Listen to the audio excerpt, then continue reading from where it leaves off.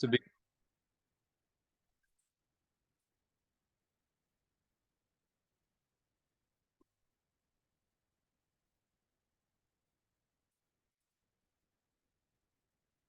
All right, good afternoon. Welcome, everyone. My name is Ed Zerker. I'm the Executive Director of the Maricopa Association of Governments, known as MAG. You'll hear a lot about MAG these next couple of days, and that's who we are. MAG is a council of governments and a metropolitan planning organization all rolled into one, representing 32 member agencies. That's 27 cities and towns in Maricopa and Pinal counties, the counties of Maricopa and Pinal, and 3 Native nations, the Gila River Indian Community, the Salt River Pima Maricopa Indian Community, and the Fort McDowell Yavapai Community. That's our 32 members that make up the Maricopa Association of Governments. So we're really glad to have you here. I have been with MAG now for about 7 months as the executive director. I started in March. Prior to that, I had almost 30 years in local government, including all of them at the city of Phoenix, just a couple blocks away. My last 8 years with the city of Phoenix, I was the city manager. One of the things I did, though, in my career at the city of Phoenix was I was the public transit director. So I had some good experience with transportation at the ground level, at providing service, dial-a-ride, bus, development of light rail. So it's a real pleasure to be here today with you to kind of bring all those worlds together at this summit. First, I want to thank Amy St. Peter, our deputy director, Kelly Williams, our human services director, and where are the rest of our MAG staff? Our MAG staff raised their hands. All right, thank you guys for everything you're doing for this here. And for all of you for coming here today to this regional council conference room. This is the place where the 32 members sit around. If you look, you can count. There would be a spot for 32 people around this table, plus a couple staff members. We haven't had everybody here since the pandemic, but we get a good number here. So you guys are sitting in as the regional council today. So just quick, how many of you are not from Arizona? How many people in here have traveled from outside of Arizona to join us? A few, okay. Welcome to fall. This is what it's like. We all experience this, those of us with children in the Halloween era kind of go through the whole thing of like, is this costume going to be too hot? Is the candy going to melt? And some years it does, and other years it doesn't, but it always works out. And we're just happy to have you here for this great time of year. So our event here today is to coordinate plans and activities with a shared goal of serving Arizona's most vulnerable populations and doing it better. And I just thought it was interesting, the title of the summit caught my attention, the 2023 Community Partnership Meeting of the Arizona Human Services Transportation Summit. And I thought I'd just focus on 4 words that I pulled out of there that I think are really important. The first one is community. The community is what we're about here. It is something where we are bound together in time and space. We're not just isolated individuals, but we live together and we have connections together as we care for each other. We owe it to each other to fill in the gaps that exist in a community where sometimes people don't have the resources, the ability, or maybe they're just the right circumstances. And those who are fortunate to have health and resources and time in a community give of that excess to others who maybe don't have enough of those things. And that's really what community is about. And I think that's an important thing to keep in mind. So community is the first word. The second one I looked at was partnership. It's sort of connected to community, right? We can't do this alone. No one person is so amazing that they can do all this. And the fact that we're here together is an example that we have to be in partnership to provide these important services. The task is too big for any one person. It takes our networks and our connections together to make things happen. The third word, and you guys are kind of looking at saying, what's the third one he's going to pull out, is human. And sometimes we get really busy, right? We have tasks, we have things that we have to get done. We're all here probably because we're driven in some way to do something, but it's always important to remember the human element to what it is that we're doing.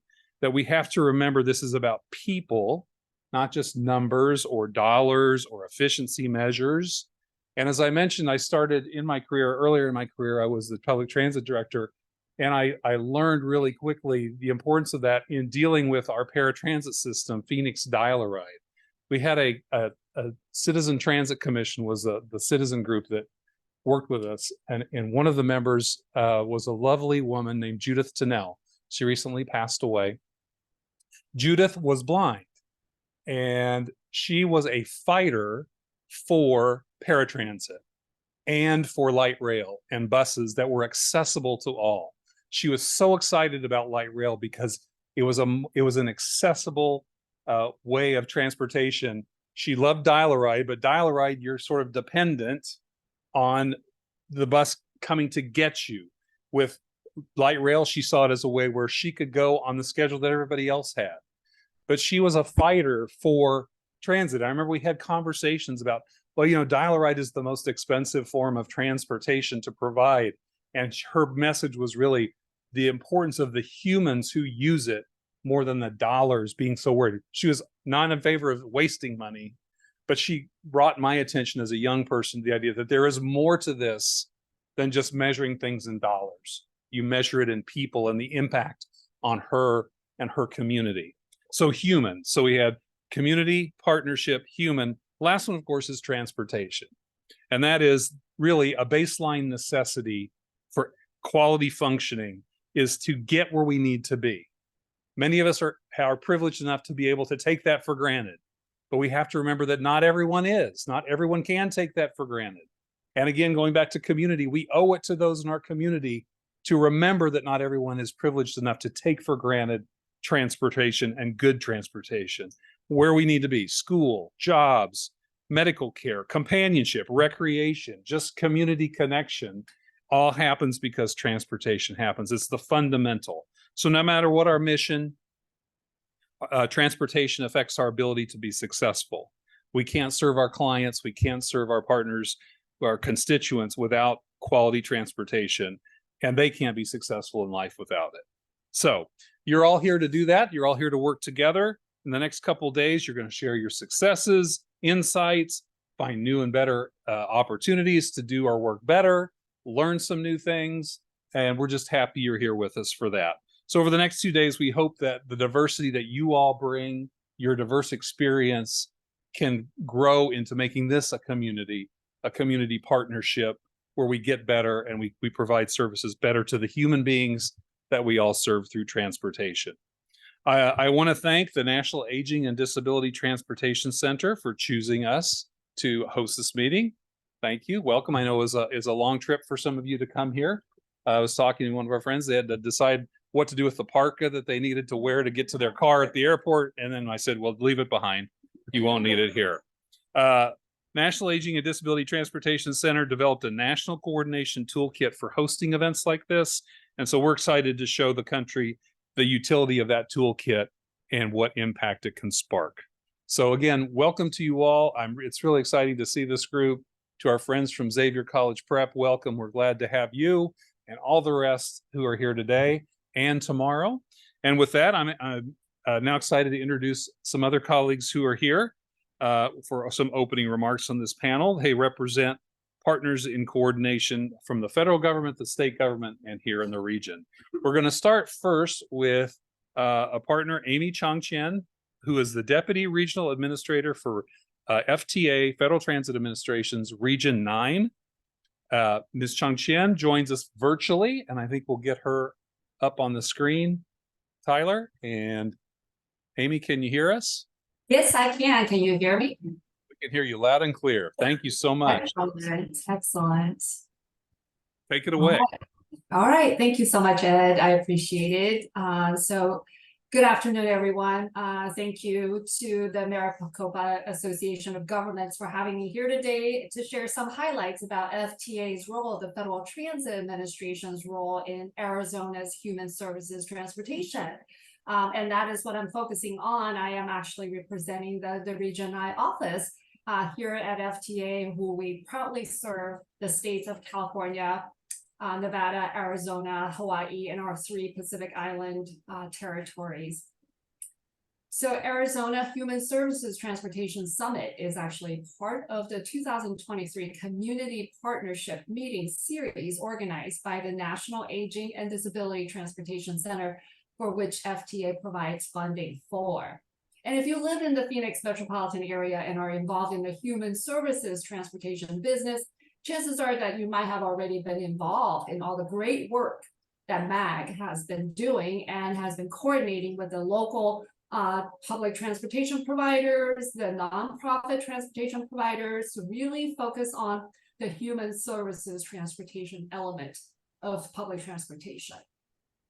And from the federal perspective and federal partnership perspective, FTA has a role in the plan as well. And so one of the FTA's funding programs, titled the Enhanced Mobility for Seniors and Individuals with Disabilities, provides formula funding to states and designated recipients to meet the transportation needs for older adults and people with disabilities when transportation services provided by the regular the transit providers, and for somebody just to walk up to a bus stop, when those kind of services is unavailable, insufficient, or inappropriate to meet the needs for the people who are older, people who have disabilities. But that is not all where we stop. However, I wanted to focus on that specifically just because that there is a significant level of funding that goes into this program, this funding program that FTA administers. So the funds for this particular program, and I understand the human services transportation isn't just about seniors and people with disabilities, but the funds going into the program are based on each state's share of population for the two specific groups that I mentioned, seniors and people with disabilities. And in fiscal year 2023, FTA apportioned $428 million out of our $21 billion annual budget for the funding to this program.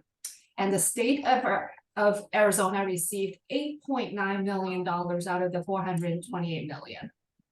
And MAG in turn received $5.4 million, and $2.1 million went to Arizona DOT, and $1.4 million went to the Tucson urbanized area. So the program really aims to improve the mobility for older adults and people with disabilities by removing barriers to transportation services and expanding transportation mobility options. And I'm confident to say that all of the FTA funding programs, with a few exceptions, are to support transportation services planned, designed, and carried out to meet the transportation needs for the different communities. And so the program I just highlighted is just one of the funding programs that we administer, and it's all great. And we know that there are other challenges in our communities for other populations to access the human services, the social services, from food to shelter to medical care to other education and opportunities. And so at the FTA, our mission is to improve America's communities through public transportation and supporting transit operators across the country to move people from point A to point B and connecting people to opportunities. And our goal is to support transit community and the riding public by ensuring that the systems and the operations that we participate in are safe, sustainable, and that the transit agencies are being innovative and have a resilient plan, and most importantly, equitable. And this, Biden-Harris administration is very keen on the equitable distribution and access for all. So human services collectively are really interdisciplinary set of social assistance programs. And so we here at the FTA provide the critical link. And as you heard from Ed earlier, we start with the community, we start with the human, we start with the services, and we talk about transportation, and transportation, public transportation in that regard gets you there. So at FTA, we also work with multimodal connections and collaboration in mind. Just as you are gathered at the summit today, you're going to have some opportunities to collaborate to discuss some of the very key issues and challenges and barriers in providing that transportation to allow people everyone to access the human services. And so that is why our next speaker is Sherry from the Federal Highway Administration, who provide funding support for roadways, from interstate freeways to enhancing safe routes to school at the local community level. Transit and roadway infrastructure go hand in hand, and FTA and FHWA collaborates from multimodal complete transportation system perspective. So for the next 2 days, you're going to have opportunities to learn, to better understand, and to provide feedback to MAG and any other local and state officials, including the Arizona State DOT. And they are in the house, I believe. And so let's all do our part to make sure that the human services transportation in the state of Arizona and beyond is adequate, efficient, equitable, and safe for everyone who depend on us to get the services that they need to be supported. So now I turn it over to Sherry Schafline from FHWA. Thank you. Thank you, Amy. And thank you for introducing Sherry from FHWA. She is the Director of the Office of Human Environment with the Federal Highway Administration. She also joins us virtually. So we'll get Sherry up on the screen. Sherry, can you hear us? Yes, I can. And I would appreciate if you would allow me to share my screen. We'll see if Tyler, can we have her share her screen?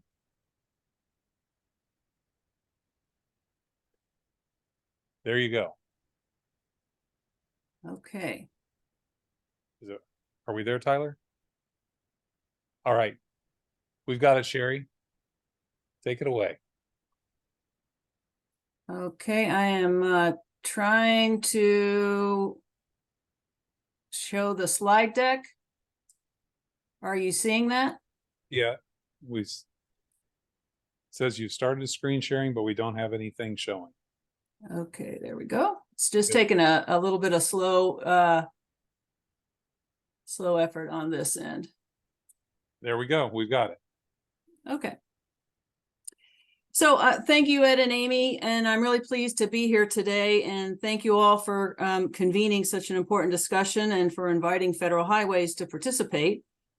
Carla Petty, who serves as the FHWA Division Administrator, sends her regards, and she regrets that she's not able to attend, but we are providing some contact information for herself, her staff, and my staff at the closing of these slides that you can get in touch with us to further discuss everything that's going on.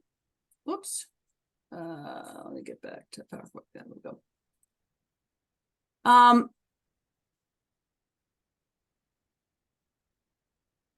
What I want to emphasize here is, first of all, that we do have a very, very strong partnership with Federal Highway, Federal Transit, and we are very much involved in the Coordinating Council on Access and Mobility, and happy to work with everybody here today. We certainly agree that the time is ripe now with all of the funding, all the direction we have under new transportation bills to make progress to support all users and all abilities to get where they want to go safely.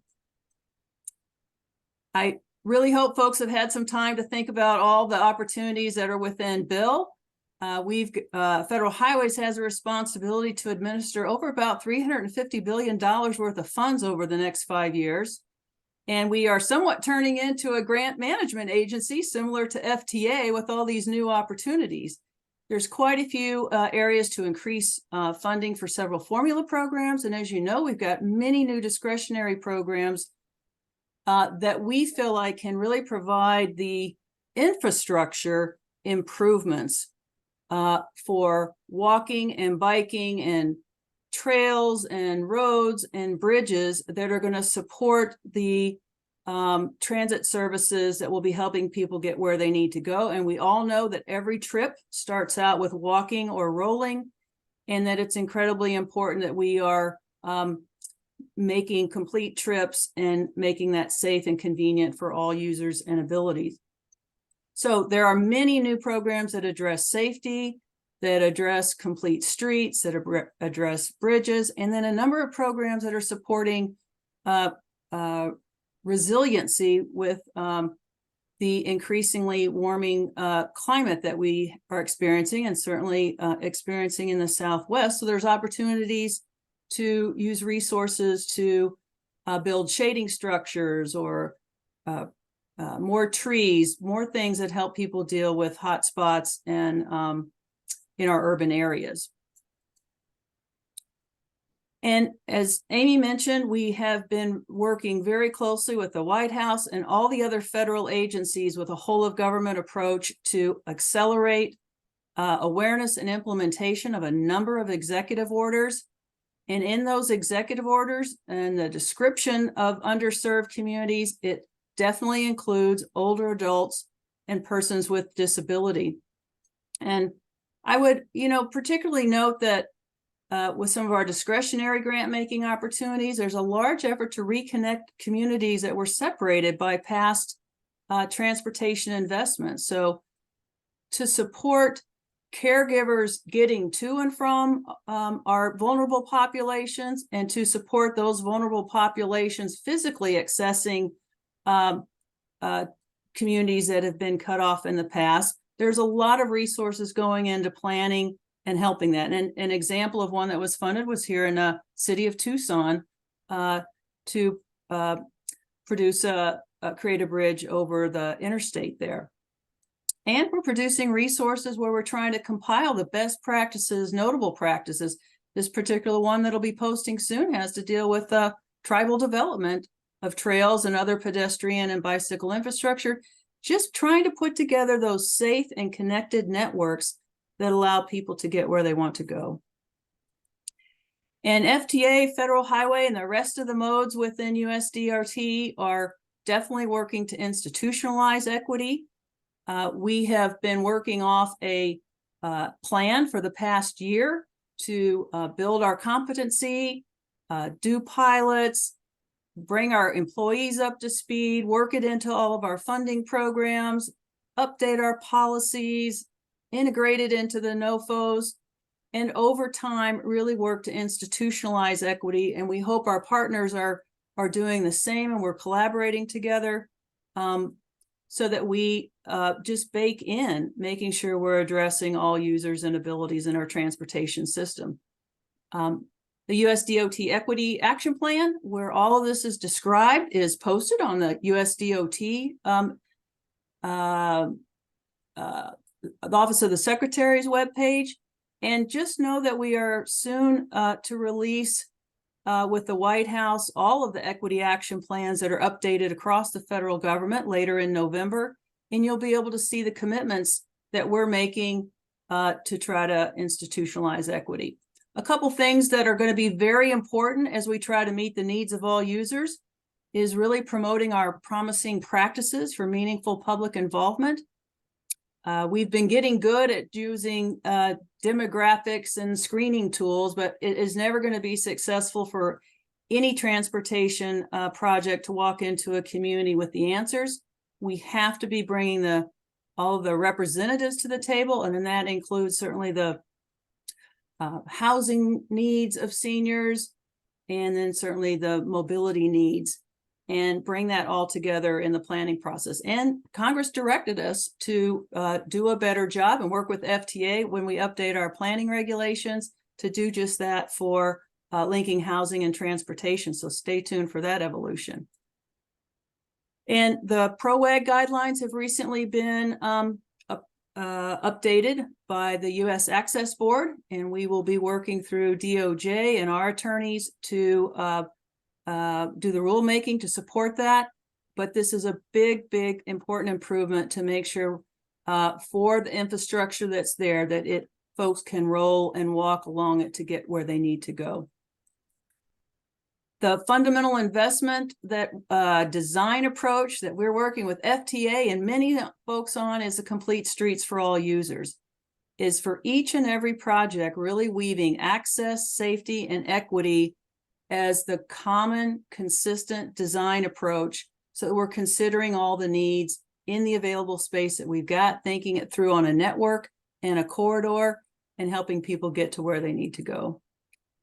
We are really focusing quite a bit on the rural needs as well. And please know that there is a portal that Federal Highways, USDOT, and the other modes have pulled together to help communities that are not our traditional partners access a lot of these funds, because many of these funding sources now are eligible beyond just the state DOTs to local communities and local governments. And this is a great place to get a lot of information to help folks that may not be able to handle the typical transaction cost to work with federal programs. And then we have a lot going on in the technology world. I would encourage folks to take a look at the ITS for Us program that we're working with FTA on as well. There are 4 pilots around the country that are moving into implementation to really use technology for mobility programs to help underserved folks access technology, gain efficiencies in the service, and map things like the quality of the sidewalk so that you know that you're walking on a quality sidewalk to get to where you need to be picked up. A whole range of good technology that they are demonstrating that we hope to then promote around the country. So that is just a quick taste test of all the great things going on between FTA and Federal Highway. And these are our Federal Highway Arizona Division contacts and folks in my office that are happy to help you or do anything to follow up from today's session. Thank you. Thank you, Sherry. We really appreciate that substantive overview. And to both our federal partners at FTA and FHWA, thank you for joining us here in this opening panel. Now, I'd like to introduce Paul Patan, who is with the Multimodal Planning Director with the Arizona Department of Transportation, known as ADOT, and he's joining us today. Paul has a great overview of what's going on in the world of ADOT from his multimodal perspective. Paul? Thank you, Ed, and welcome. Good afternoon, everyone. I'm Paul Patnay. I'm with Arizona Department of Transportation. I serve as the planning division director for the multimodal planning division. So, when I think of one of the things when I was thinking about today's discussion, because I was actually a fill-in for today, but the first thing I thought about was how, because my background is in engineering and operations and planning those highways, one of the things I thought about was making sure that when we design these projects that we're providing transportation choices and connections, because it's important that as we build these corridors that we're still providing access to all the features that the corridor is dividing up. It's important that we have the sidewalks, the connectivity for bicycle paths, along with the approved connections to the neighborhood and main streets, because it's evident all across Arizona, the older part of town, the main streets are all starting to revitalize, and it's important that we provide choices for community members, elderly, all the above, to have access to those features. We can do this by coordinating our regional transportation plans. As we work with our MPO and COG partners, it's important that they take into account and that the regional transportation plans do include transit, walkable communities, and all those features that just improve the quality of life for the citizens of those communities.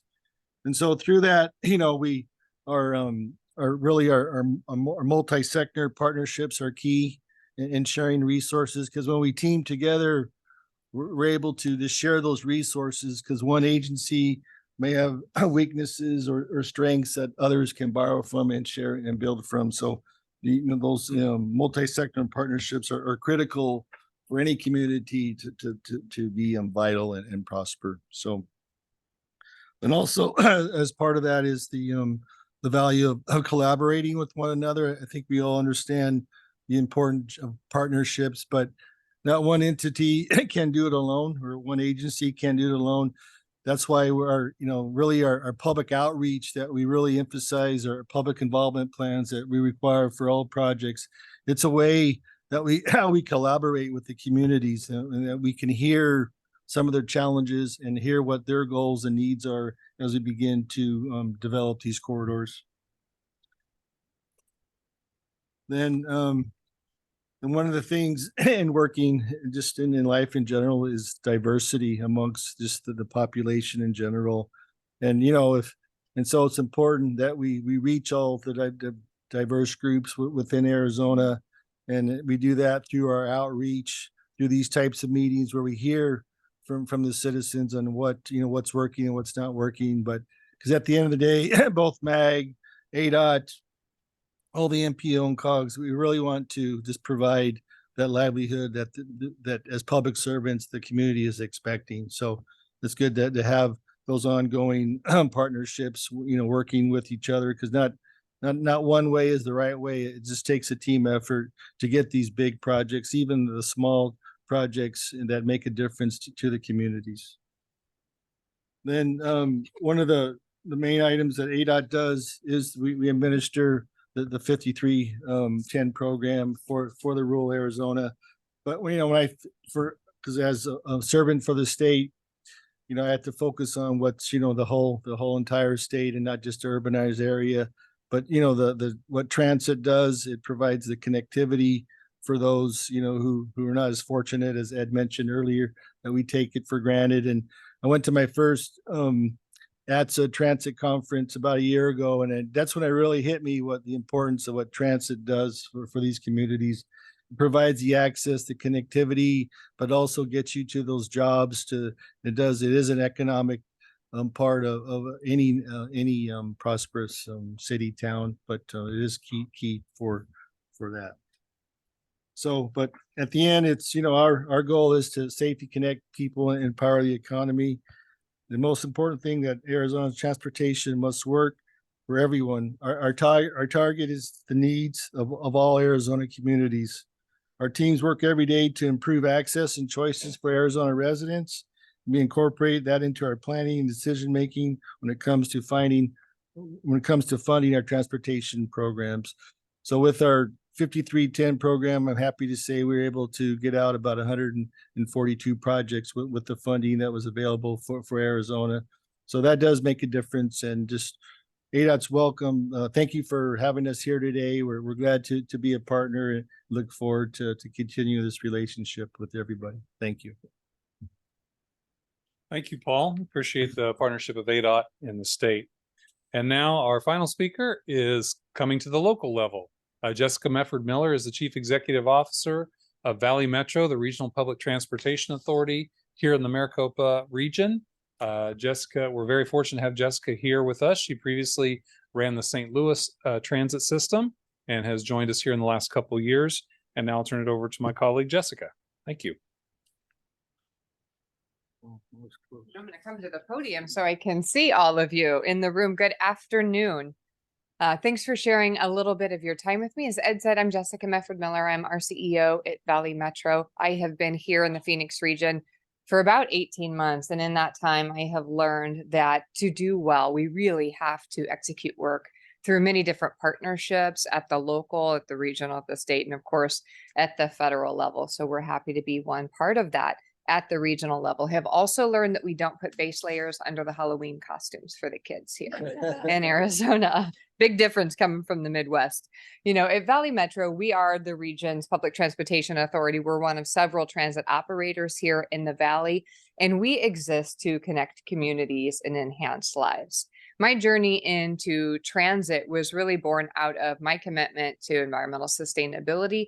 And I also saw transit as a great leveler. It creates access to opportunities, especially for people who, by virtue of income or ability or just geographic access, would otherwise be left out of some of the benefits that our communities have to offer, like education and employment. I've experienced that firsthand in my life, and that is the passion that keeps the fire burning when the days and nights are long. At Valley Metro, we serve a very large and diverse population. Last year, we carried about 34 million passenger trips aboard our bus, light rail, and paratransit and streetcar now system. The majority of those trips were to school or to work, with connections to the core of our transportation system. But we also do about 1 million paratransit trips each year. We know that the majority of our customers, paratransit customers, and our fixed route, our bus, light rail, and streetcar customers, don't have access to an automobile. So we're providing mobility for people, to people for whom those opportunities wouldn't otherwise exist. We also serve a large and growing population of older adults here in the Valley. Our population is booming. Maricopa County consistently leads the nation in population growth. And one of those demographics that's growing so quickly is our seniors age 65 and older. Also our younger people, by the way. I brought 3 kids with me, so I'm contributing to our now 5 million population in our metropolitan region. And we know that from 2010 to 2021 in Maricopa County, we saw over a 52% increase in our population of seniors over the age of 65. That is big. I previously came from St. Louis, as Ed mentioned, where we were seeing growth rates in the 1 to 5% for any given population. So 52% is huge, and it really requires that we think ahead, we work together, and we provide solutions at multiple scales so that we can meet up with the evolving and growing demands for mobility. On our bus system today in Valley Metro, about 7% of our customers are over age 65, and 11% identify as being a person with a disability. So to accommodate these customers and all of our customers, we've dedicated a suite of resources to keep people moving to important destinations. We have a mobility center that's located in the city of Phoenix where we provide ADA assessments for our customers. We also provide travel training that helps orient customers to using fixed route system if they are able and choose to, that allows them to continue to have freedom of mobility across an accessible transportation system. We're also making some investments in fare structure to try and reduce the barriers that fare payment often poses for financial reasons and also for physical reasons to using transit. That's an exciting area that we're working in. We also know that our customers are looking for convenience. Consumers of all types across all industries are looking for products and services that meet their needs where they want and when they want. We're also working with a number of our member cities across the valley who are experimenting with demand responsive services like microtransit. We have a new dispatch program that we just rolled out on October 1st for our paratransit system. We are moving from, we're not quite there yet, but we're moving from that 24-hour call ahead and make a reservation to creating opportunities for more extemporaneous trip making on paratransit, because that's what our customers need. That's what they expect. And that certainly is what they deserve. So that's the future direction for us. We're also adding tools for trip payment that will just take some of the uncertainty and the guesswork out of using transit. Our mobile application today now allows you to pay your fixed route fare via the mobile app. It lets you plan your trip. It gives you the real-time arrival information for your bus or for your train, and then adding suites of tools for our paratransit customers is the next step for us. We're also developing a strategic plan right now. And in the strategic plan, our North Star is the customer experience. We are orienting all of our programming and our decision-making to serving the diverse needs of our customer. And I find in running a large, complicated, matrixed organization, having a single North Star makes our decision-making easier. It allows us to understand how we measure our performance and what decisions we should make. And of course, within making those decisions, we are committed to ensuring that our seniors and persons with disabilities and all of our other hard to reach and historically marginalized populations have consistent access to accessible transportation. I thank you for taking time out of what I know are busy schedules to really focus on learning and growing and connecting here with your many peers. And thanks for sharing a few minutes of your time with me.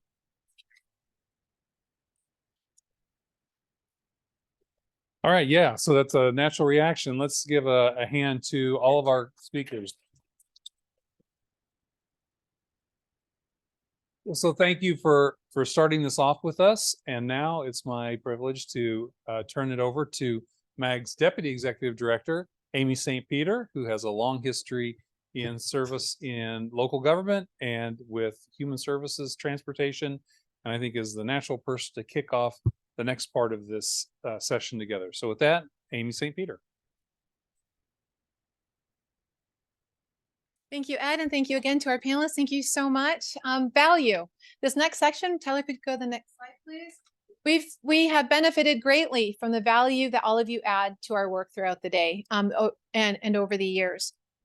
We get a lot of value from the FTA, FHWA, ADOT, Valley Metro, and really each of you, because each of you brings a very particular perspective to this work. And we want to thank you for sharing your perspective and your time with us today.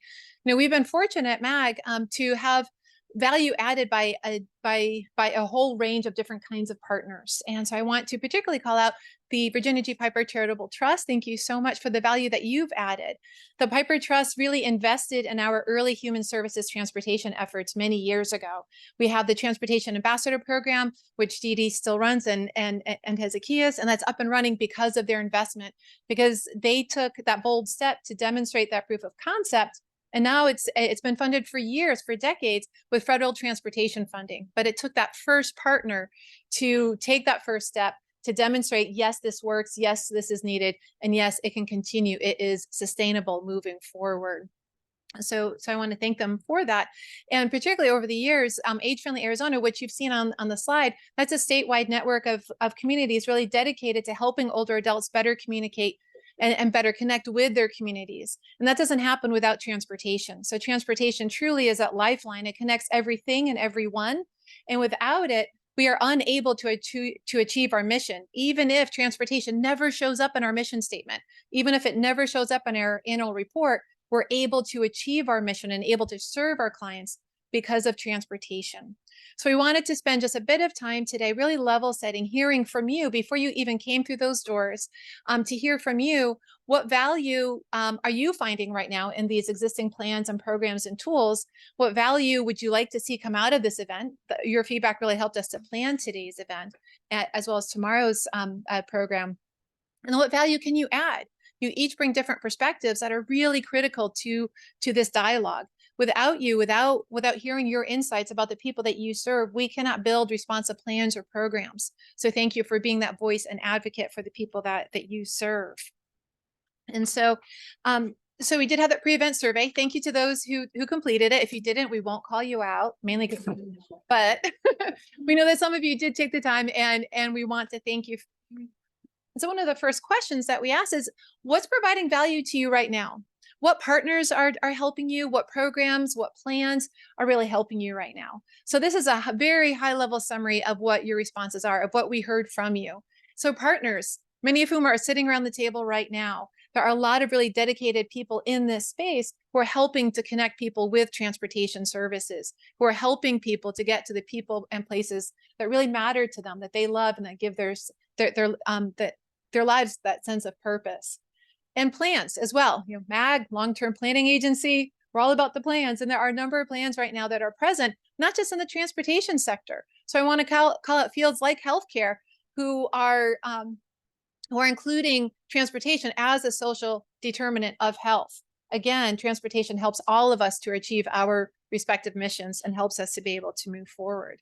So I want to pause for a moment, and this is the interactive part of today, not the only part. But is there anything that we're missing? Is there anything that's providing value to you right now in terms of your partners, plans, programs, services that's helping you to get your clients to where they need to go? I know we've been talking at you for a while, but would love for you to jump in and join in the conversation. Anything that's helping you right now. And if somebody could help me monitor the chat too, please, that would be great. Thank you. Yes, Sam. I'll just go ahead and add that our passengers have been an incredible resource of information for finding those gaps that we're still not aware of. Yes, thank you. The clients themselves, right? The people who know these services inside and out, who painfully know the gaps, who fortunately know the benefits, and they often have the best perspective that often isn't integrated as fully as it could be because they're not at the meetings like this necessarily. Other things that are helping you, providing value. Other thoughts? Okay, we're going to move on to the next slide, maybe not. Okay, looks like we're getting microphones. Thank you. Apologies, Tyler. someone online has a comment. Oh, thank you. We Perfect. What you have got? from Todd Morris, a network of regional mobility managers are helping the North Arizona region in tackling common challenges. Thank you very much. Todd is one of our great supporters of Age Friendly Arizona and has helped us out quite a deal. He works up at NACOG, the Northern Arizona Council of Governments. And yes, very rightfully so. I think a number of you here today in person or online are mobility managers, and you really help to make all of this work. You help us to make sense out of all of the different kinds of programs, and you help to stitch them together in a really coherent fashion. So thank you. Thank you for that. All right, why don't we go ahead to the next slide then? All right, one of the other questions that we asked is, how can we provide value to you through this event? And really keenly interested in your responses. And there's a very strong theme here of connecting to other people, connecting to resources, connecting to the plans that already exist, and having a deeper understanding. What are the current programs? What are the current services? And where are the gaps? What are the gaps that you're hearing from your clients? What are the gaps that you're seeing as you administer your program? Again, even if transportation isn't your core function, transportation affects your success at doing what you do. So people are really interested in connecting with each other and with more information and with resources. I think every community needs more resources. We heard a lot through the survey results out that particularly the rural areas are really under-resourced and are really looking for solutions. Although I would say that every community is in need of more resources. And I would encourage all of us to think really broadly about what constitutes a resource, because so often we go down to the idea of it's all about the money. And in some ways, yes, it is. But the resources, it's each other. It's being able to network with one another. It's being able to each bring our own asset to the table and being able to have something better together because we brought those resources together instead of sitting with our own toys or in our own corners, kind of playing our own games. We're bringing it together and doing and achieving more as a result. And also a real appetite for action. We heard that not only do you want to know more, you want to do more. You want to do more, and for your clients, with each other, and for the broader community at large throughout the state of Arizona. And also, there are really good things going on right now. Many of the best practices that we have in Arizona are sitting right here in this room and online. And people are hungry for that information. They're hungry for those insights. What contributed to your success? Where honestly did you fail, and how did you overcome that challenge, and how did you move forward? It's just as important to share our challenges as it is to share our successes, because it helps one to understand, like, hey, we're all struggling in this, we're all trying to make it work. This is how we're making it work. Let's adapt those best practices. Let's adopt them in more communities, in more corners throughout the state of Arizona. And being flexible. The pandemic taught us a lot. Some of those lessons were really hard won, but it taught us to be flexible. And there are things that we did in the pandemic that we didn't do before. And can we still maintain that level of flexibility? Because again, it helps us to connect to one another and to streamline the solutions so we can put them into play right away. Anything that you would add in terms of how we can make this event meaningful for you and how we can add value to you? Anybody online? Anybody in the room? I think along with everything I see here, and I absolutely agree, and I think I want to frame this as another way of thinking about resources. Understanding and making sure that we have those lines of the history of how we got here and where we are to this point, I think is really important. I think that that's just reflecting upon all the incredible work that has been done around this table or different tables, especially when it comes to transit, and knowing that so much of this is our history is happening now. I mean, it's just where we were 10 years ago was different 20 years ago, 30 years ago, and beyond.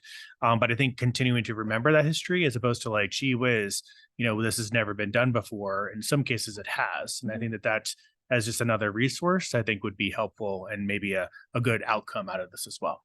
Thank you, Jason. That's a really good point, because we are standing on the shoulders of giants. People have done this work before, and in some ways they've solved the very challenges that we're up against today. And if we can retain that history, if we can share that history, then we can leapfrog ahead. We don't have to make the same mistakes. Maybe we will anyway, but we don't have to. And we can learn from each other, and we can learn from what's already been tried and use that to catapult us to go even further. Thank you. Other thoughts or comments? Yes, David. You'll hear me all right? Oh, actually, people online, if you could please press that button. Thank you. All right. Sorry. That's okay. No worries. I would recommend, if it's not already part of the process, which is over, will there be an opportunity for MAG to set up online work groups, shared drives where individual by their particular agencies that want to collaborate can start building individual drives with shared Mhm. information that can eventually help them develop their plans together. Yes, great question. Thank you so much for that. And yes, absolutely, we can definitely do that. We have been and will continue to post some materials from this event on the Age Friendly Arizona website under conferences. But having that shared workspace, I think, and those collaborative spaces online where people can not just post documents but really communicate with each other and keep the conversation going, I think that's a fantastic idea. At the end of the day tomorrow, we will have a next steps section that Kelly will be spearheading, and that's definitely one of the items that we can put as a next step. Thank you. Excellent. Other thoughts? Okay, if we can go to the next slide, please. And then for the final question, besides your dietary preferences, which hopefully we've satisfied those, is asking what value can you provide? And the expertise around this table is really impressive because you've been in the trenches, you've been on the road, you know what people's needs are. You also know what's working and what more we can do by coming together. So we want to be able to tap into your expertise in a really full and meaningful way. So this afternoon, we'll be going into workshops, and that's really a great opportunity to have those smaller dialogue talks with each other, really focused in a particular subject matter. And just because, for example, maybe you represent the healthcare field, if you want to go to social services, that's fine too. There's no gatekeeping there. So mix and mingle, but we really encourage you to share your thoughts because you have a lot to contribute to this conversation. So some of the themes that we heard in those pre-event survey results is that you're willing to show up. They say half the battle is showing up, and check, you've done it. You are here, and thank you. Whether you're in the room or online, your presence here means that you care about this and that you're able to contribute to this conversation. So we're very eager to hear about your contributions. You're curious too. You know, you're asking a lot of questions. It's amazing to me how sometimes the answer is asking deeper questions. And you can help us to get smarter and help us to be able to ask those really informed questions because of the expertise that you have. You know what's going on firsthand from your clients, you know from your own years of experience. We are really eager and excited to tap into all of that. And so you can help us to understand those different perspectives because transportation is very much a universal need, but the solutions have to be custom tailored, have to be made very specifically for each community because every community has different assets, different priorities, different resources, and different connections. And so every community needs their own solution, but it's one that can very much be informed by what's working in other communities and by what's not working as well. We can learn from all of that. And we're eager today to be able to learn from you. Is there anything else that you'd like to add about contributions that you can make to this? Anybody online? Nope. Okay. Well, please do keep that in mind. Think about how can I get involved in this? What value can I provide? What value do I want to get from all of this? And we will have a link at a QR code at the end of the day today. If you're coming back tomorrow, then we just want to hear your thoughts about day one. If you're not coming back tomorrow, and we do hope that you do come back tomorrow, there is a post-event survey as well. So we want to keep this dialogue going. I love the idea of having that continued shared workspace after this event, because the work doesn't stop, of course, after today. The event will end, but the work does not. And so we really want to be able to continue and deepen these relationships with you. And Jolie will be our next moderator here while she is coming back into the room. If I can invite the next panel to come up to the front, please, and to join us. If you're online, we're going to take just maybe a 5-minute quick break, and then we'll go ahead and get started. Again, there are refreshments still in the other room. Restrooms, if you're looking for them, the women's restroom is on this side. My right, your left. And the men's restroom is past the elevators down on this side. And if you need anything and you aren't finding it, please do let us know. We'd be happy to get that for you. Thank you very much, everyone. We'll reconvene. It is now 1:25. Oh, and there we go. She's like Beetlejuice. We just say her name and here she is. Okay, why don't we still go ahead and take a 5-minute break until 1:30. Next panel, come on up. Previous panel, it's okay. Hang out. We'll get started in just a few moments. Thank you, everyone.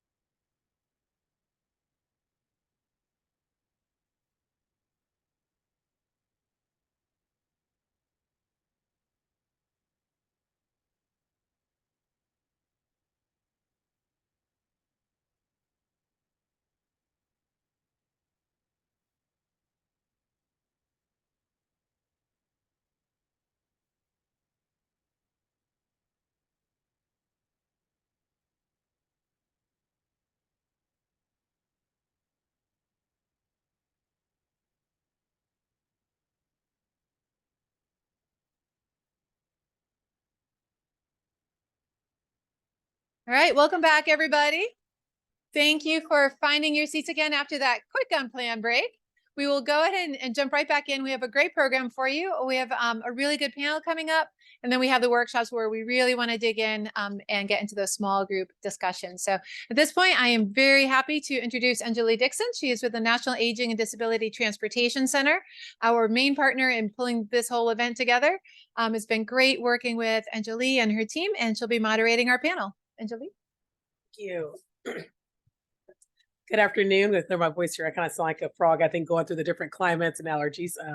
I am super excited to be back in the Valley. I know quite a few people in the room, and I have the pleasure of working here and living here to do the light rail. I love coming back to see how it's expanded and the BRTs between the cities, Chandler, Mesa, Tempe, and all the fun stuff in the Valley. So, and I'm always back here to visit family. So, and I look at a lot of my transportation friends in the space as family, as well, as I've kind of grown with you all, as you know, we've developed plans in the past and even keeping up with you all in the future. So really am excited to be here to see how we can come together and collaborate and begin to move forward.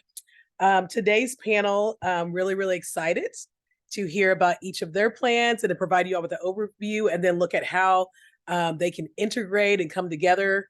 As we talked about earlier, we touched on the CCAM, which is the Coordinating Council on Access and Mobility.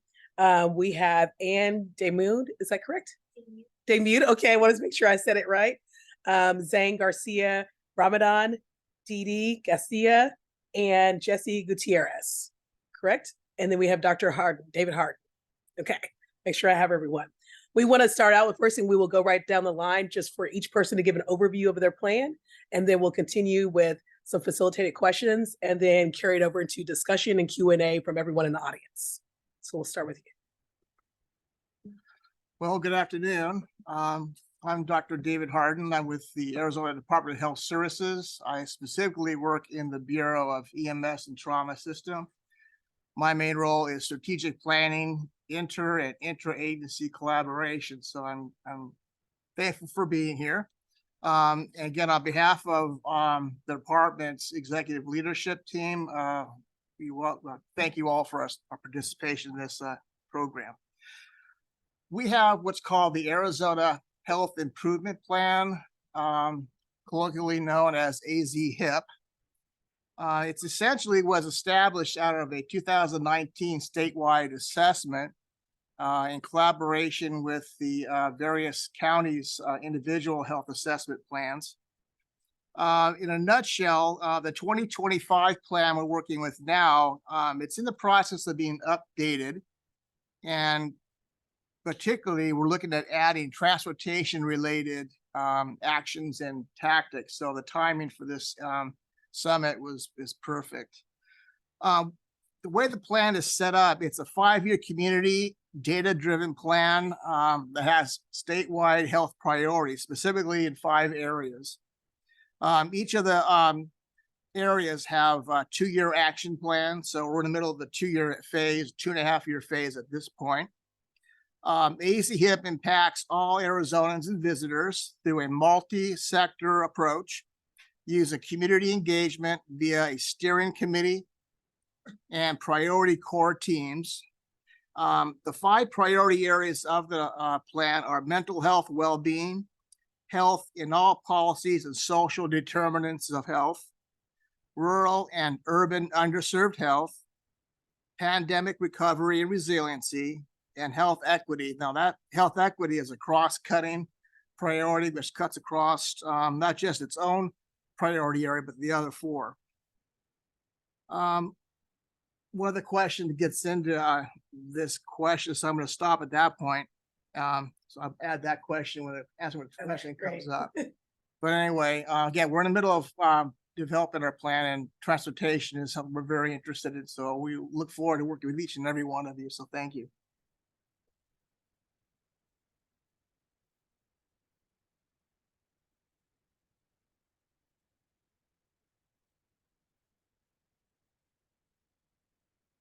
You were like down there and I was going to like, I'm on this panel.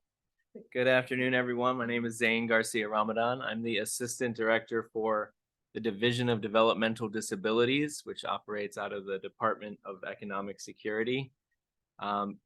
DDD, as it's often known as. We support over 50,000 individuals with developmental disabilities in the state of Arizona. And there's a wide variety of supports and services that our organization offers, including a large amount of home and community-based services for the people that we serve. And we contract with over 800 vendors, which we call our qualified vendors, and they provide those different home and community-based services that range from things like attendant caregiver services, therapies, respite for caregivers, and then also residential services. So things like group homes or developmental homes. And in addition to those home and community-based services, we also subcontract with 2 DDD health plans that provide those physical and behavioral health services to the people that we serve. And so within both of those, contracted arrangements, both with our qualified vendors and through the DDD health plans, transportation is a big part of that. And so one of the services that we actually directly contract for is transportation related. And that's transportation specific to employment and day program services. So if we have an individual being supported by the division that is in an employment service program or visits a day program on a daily basis, then we actually, contract with specific vendors that handle that transportation. But outside of that, there's a lot more that is transportation related, that is just day-to-day activities that occur in the community that the individuals we serve are utilizing the same public transportation that everyone in the state is using. So we're always looking for ways to ensure that we can make that as accessible for them, and get the word out on different opportunities that exist that may meet their needs. And so that's something that, as I was kind of doing a little bit of research heading into this, I think that DDD definitely has an opportunity to better understand what's out there so that we can partner with the various organizations that are present today, and get the word out to the people that we serve so that they can utilize those transportation services that may be available throughout the state. Dee. Hi, good afternoon, or I think it is afternoon. Good afternoon, everybody. My name is Dee Castilla, and I am the Human Services Transportation Program Manager here at MAG. And I oversee the Section 5310 grant program. Has Amy from FTA and Paul from ADOT had mentioned, FTA provides grant funding. Grant funding for a program called Enhanced Mobility of Seniors and Individuals with Disability. It is a capital awards program, and I see a couple of familiar faces here who are subrecipients of Section 5310 funding. Well, because this is a federal program, there are requirements, and in 2007, one of the requirements is that those agencies that receive federal funds have to participate in coordination efforts, and there has to be a coordination plan. So I oversee this Human Services Coordination Transportation Program plan. Talk about long, I have long, I have long titles with this program. So there are 3 things that are required in each plan. One is to have an inventory of service providers. That with MAG, we kind of go beyond requirements here. For an inventory of the service providers is those subrecipients that provide services for community members that are receiving federal funds. So we kind of expanded that a little. What we found was when we had those listings in our plan, a lot of people were actually making photocopies of of that contacts list. And so we decided we needed to expand this to include all information of agencies that are providing services to our community. We have Valley Metro, public transit. We have nonprofit agencies. We have for-profit agencies listed in our inventory. And we put that auction on a website called Find a Ride, and it's under in our MAG website. The other thing that we are required to do is to ensure that we have strategies outlined in our plan. So we have 3 short-term strategies that we say short-term, but they just seem to be, we all wouldn't be here if transportation was an ongoing issue for everybody. But these short-term strategies, we do provide updates on how we're moving forward on that. So our 3 strategies is looking at how we are utilizing the vehicles that are awarded with the federal program. Where we're looking, we're doing an analysis of the type of vehicles that are being requested from our member agencies. We're looking at the times and days that they are most in use. And then we are looking at expanding those vehicles. We are finding that there's agencies now that are having more requests for services than there are they can provide. So, and then we utilize what we call our sub-regional mobility managers. And these are our community liaisons. And we found that it's easy to develop strategies. We're a planning organization. That's what we do. But we need to build strategies that can be implemented. And who better to provide that voice to ensure that these strategies that we develop can be implemented is to go out to the community. So we have 4 sub-regional mobility managers. They act as our community liaison.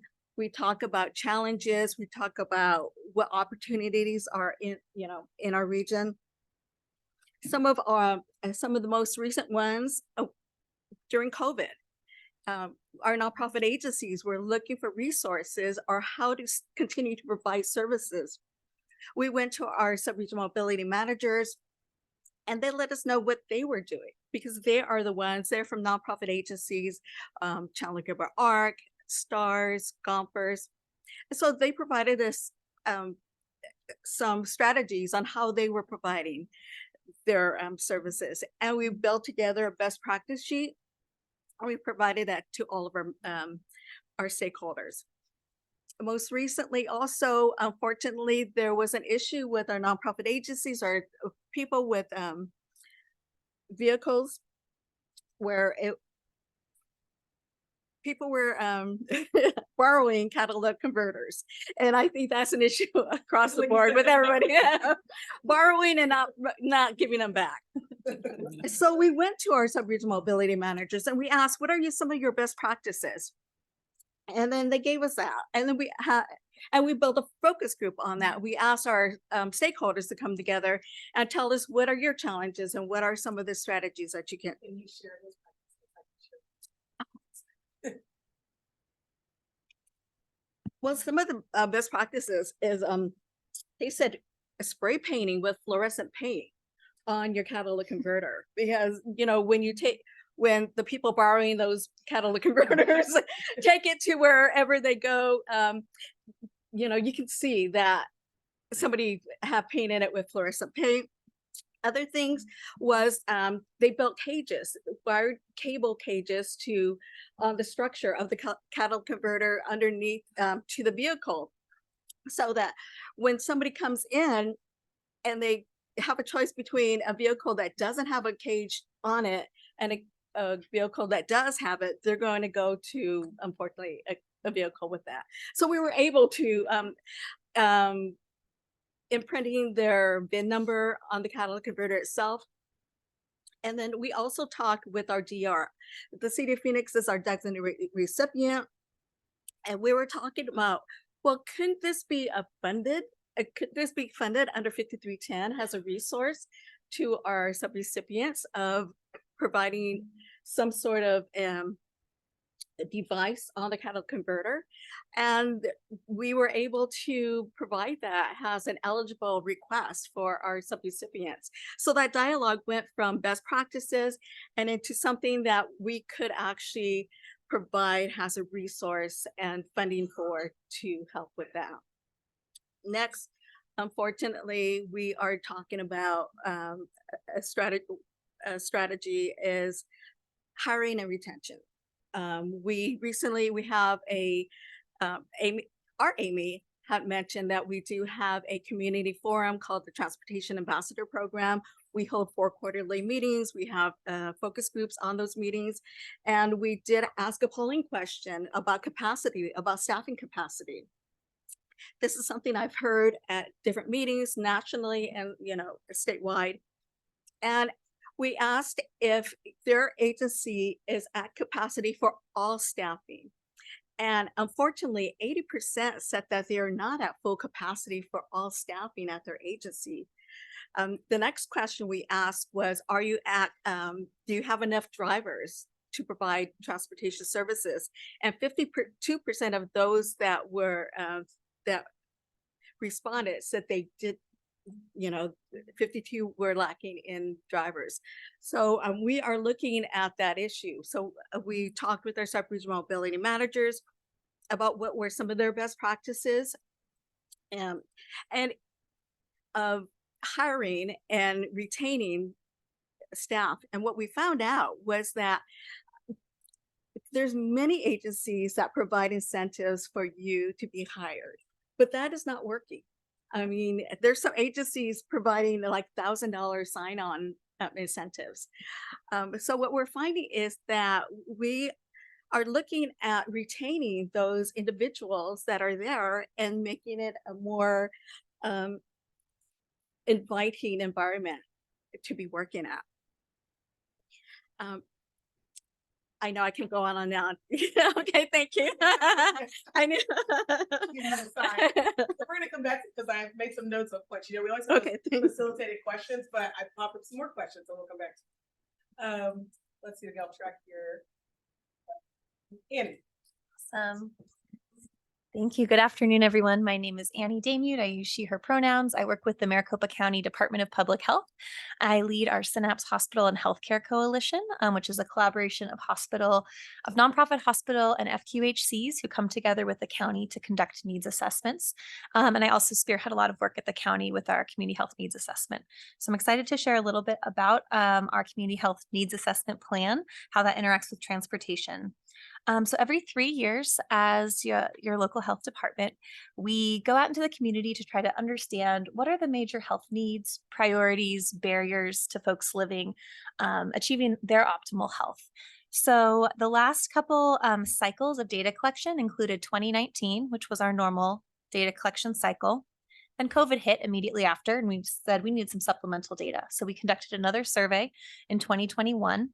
And then to kind of get back on track with our full data collection, we just had another survey that was open this spring from March through June of 2023 to really, again, dive into what is going on in our communities and to help inform not only at the county level our strategic plan and our priorities, but also for our Synapse Hospital and Healthcare Partnership.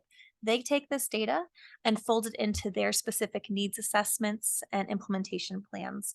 This is actually a requirement of the Affordable Care Act that every 3 years, nonprofit hospitals kind of like look beyond the services that they typically provide to better understand how they're located in community and to really integrate more preventative health care.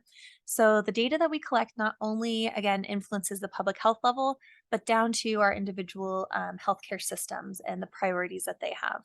So currently our Synapse providers include Banner Health, Mayo Clinic, Dignity, Phoenix Children's Hospital, and our FQHCs are Native Health, Valleywise, Adelante, and NOAA. So a pretty comprehensive group of providers in our in the county region. We're always interested in connecting with additional nonprofit healthcare providers as well. So if you work with or are close with a healthcare provider that you didn't hear on that list, connect with me and we can definitely share more. So one thing that I really wanted to share about is that as we've tried to understand the needs of the communities and what are these barriers, we've really tried to intersect that health equity lens. So in previous years, we had a decent response rate for our surveys and our focus groups, but we found that we had a lot of white women in the Phoenix area that were taking our surveys. So when we strategized about how we're going to do data collection this year, we did a really targeted plan to ensure that we had representational participation, not only geographically across the county, but across different age brackets, different race and ethnicities, as well as different genders and sexual orientations, which we expanded into kind of a more accessible measure this year. We had a lot of different ways and partnerships and community networking to help to achieve these goals. We set out to collect 15,000 representative surveys. We collected 18,000. So our team is, in order to kind of make this most accessible, we had the survey available in 14 languages, including Braille. We had paper and virtual copies. So 15,000 of those 18,000 were all done by hand. So we're not going to have data out until the spring because our team's been doing a very thorough job of data entry, quality assurance, as well as some community informed analytics processes, which we're super excited about. So just want to kind of give that update on how with data collection, we want to make sure that what we're hearing from the community represents everybody who makes up our communities. And the exciting part about this is that because we hit some of those minimal recruitment goals, we're going to be able to do a deeper dive into the data that we've ever done before, cross-secting race, ethnicity, and region and age, those type of things. So what does this mean for transportation? We have several different measures on our survey that ask questions about access to transportations and barriers. For example, one of our questions over the past 3 years has been, how would you rate your access to quality transportation? One is, how often do you have enough money to pay for essentials, with transportation and gas being one of them, as well as one of our main questions with how often can you access healthcare and what are the barriers? Initially, we used to ask lack of transportation. In this past year, we've shifted from being kind of that deficit focus to the strengths focus, and asked what would help you access healthcare better, access to transportation being one of those. So in our reports, those that we conducted in previous years can all be accessed on maricopahealthmatters.org. You'll be able to see breakdowns of the surveys, focus groups, what people said in regards to some of these questions. So those are already available, and we'll be publishing the 2023 data online next spring as well. I could get into more data details, so we'll welcome any questions on that. But in regards to how this work impacts our community, not only does the needs assessment inform healthcare systems, but we also use those results to develop our community health improvement plan, or CHIP. So we do that kind of in parallel with the AZ HIP program. The CHIP and the CHA, which is our needs assessment, aligned on 3 focus areas over the past 3 years: access to care, access to healthy food, and early childhood development. Access to care and healthy food, one of the underpinning sub outcome measures, or ways that we can try to achieve that, is through transportation. So one example is that in 2021, County Public Health worked across multiple of our divisions with our active living and our improvement partnership strategic group to work with Casa Pedro to update and expand their circulator to include senior living and Australia Village to improve access to care and food. So this was a united effort that really focused on, from the public health side, we helped provide system change and logic models. We worked with the City of Phoenix neighborhood team, as well as the city mayor, and we're able to help expand that circulator. So just wanting to kind of give that tangible outcome of what can happen, even though the process of data collection and analysis and dissemination is certainly long. So yeah, we're excited to share more about how we can all connect on that. Thank you. Jesse, your turn. Good afternoon, everybody. My name is Jesse Gutierrez. I'm the Service Director for Maricopa County Department of Transportation. And I'm going to have to warn you, I'm probably going to sound a little boring compared to the panelists here with all this exciting and important work they do. But basically at Maricopa County, we, our core purpose is providing connections that improve people's lives. And really how we do that is we design, build, maintain, and operate a transportation system, and very straightforward. We build, maintain, and operate roadways and bridges, and everything that comes with that.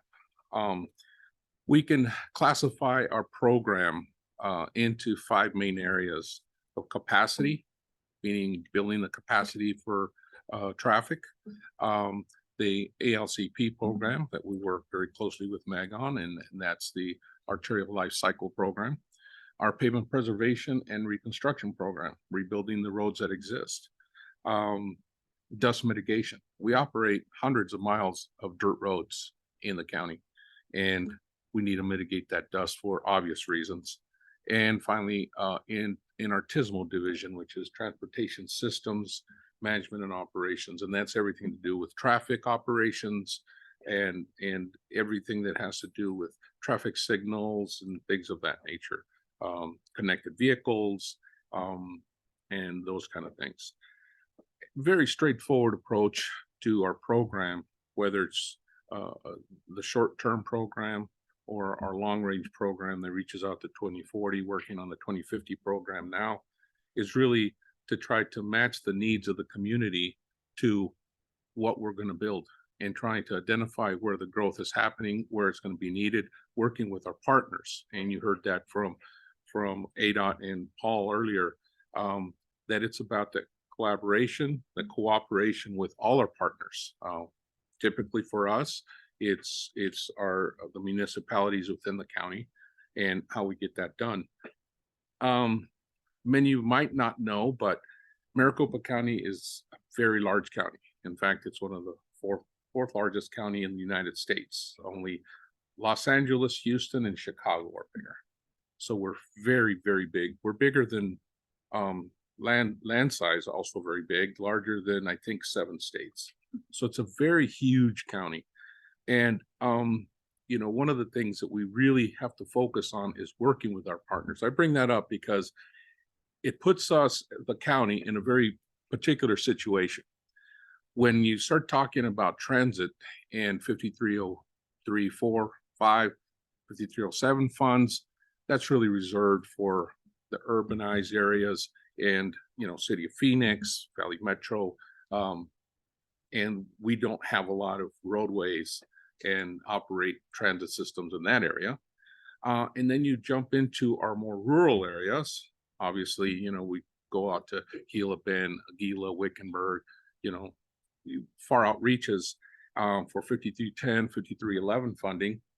And we're too large of an organization for that. Some of that's funding reserved for smaller agencies. And you'll probably hear me talk a little more about some of those instances in a minute, or on subsequent questions. But again, that puts us in a difficult situation. We're not really the administrators of the 5304 funding or the 5310 funding.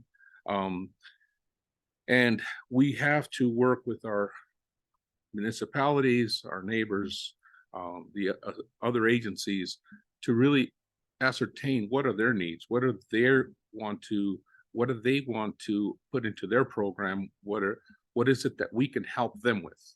And when it comes to delivering infrastructure, if we can partner with them and they bring up the fact that they need bus shelter pads, for example, or some sort of infrastructure for transit, for mobility, for accessibility, we work very closely with them.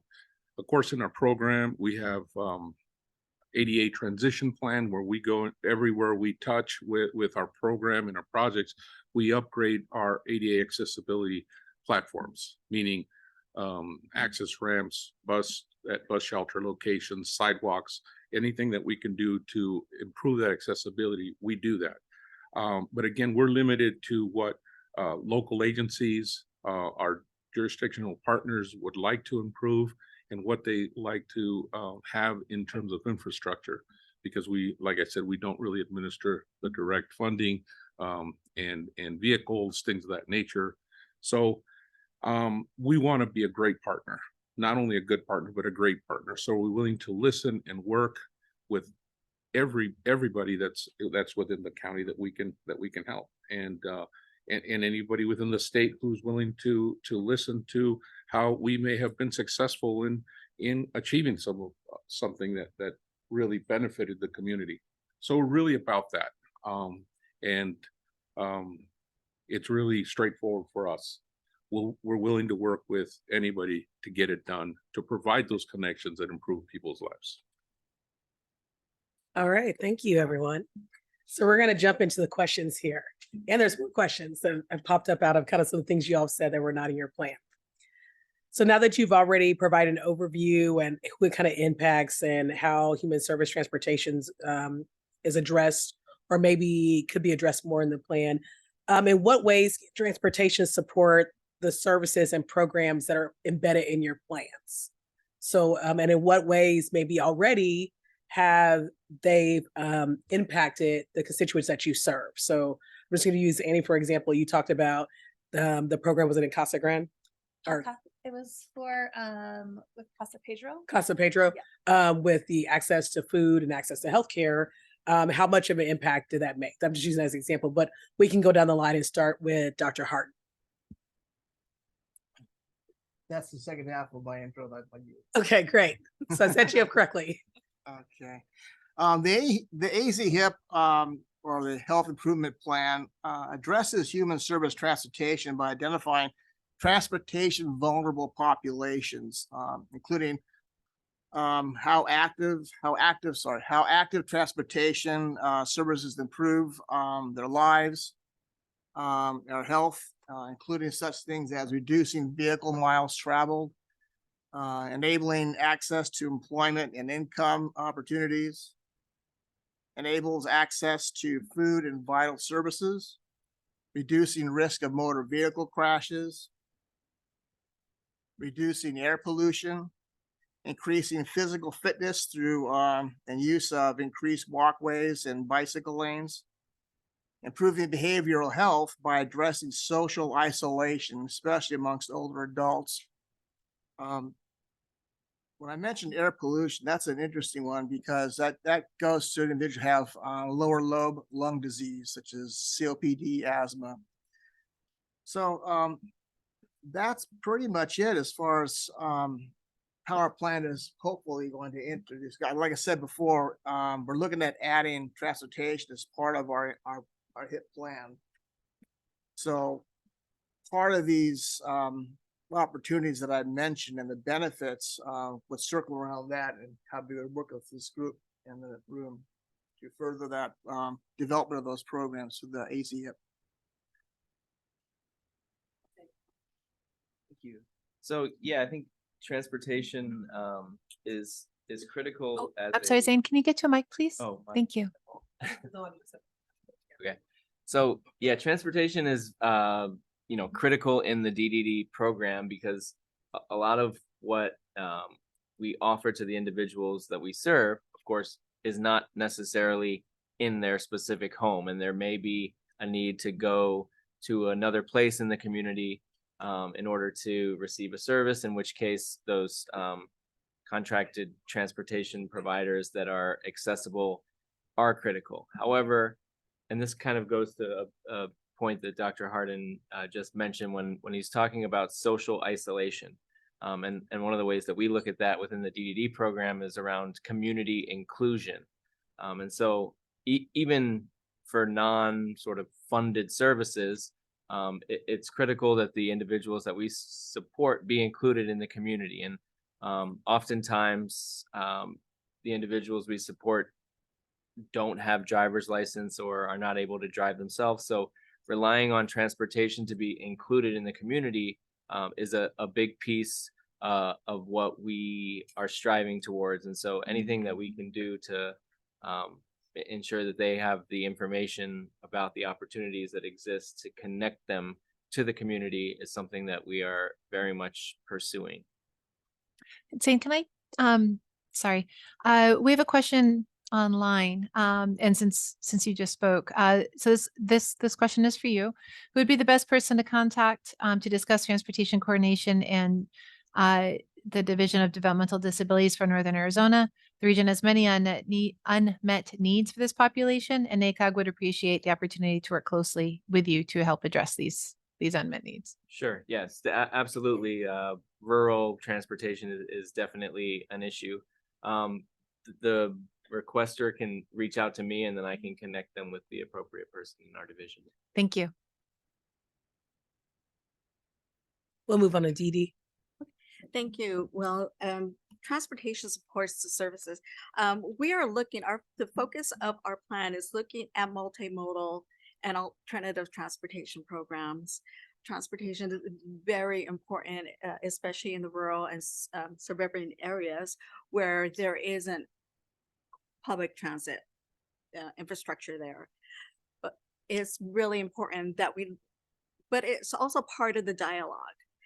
If it's appropriate, public transportation is an option. Also, other for-profit agencies are an option. We need to provide all options to our consumers to get to the services that they need.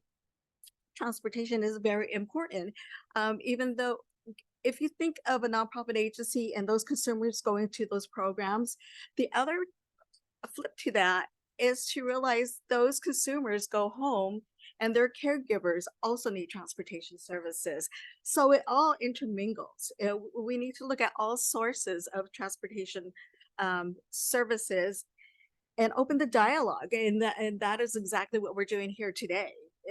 We know the challenges.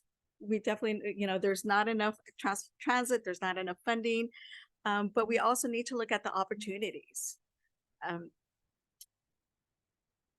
And that is what we hope to continue the dialogue with our coordination plan, is to look at all facets, not only of transit services, but those that are serving consumers that need those transportation services. Thank you. And I want to say, if the question, if it's, you want to skip over, it maybe doesn't apply to a program you have, please feel, you don't have to answer it. So no, Jesse's like, I don't know if that applies to me. So Annie, if you want to go ahead and touch on the program.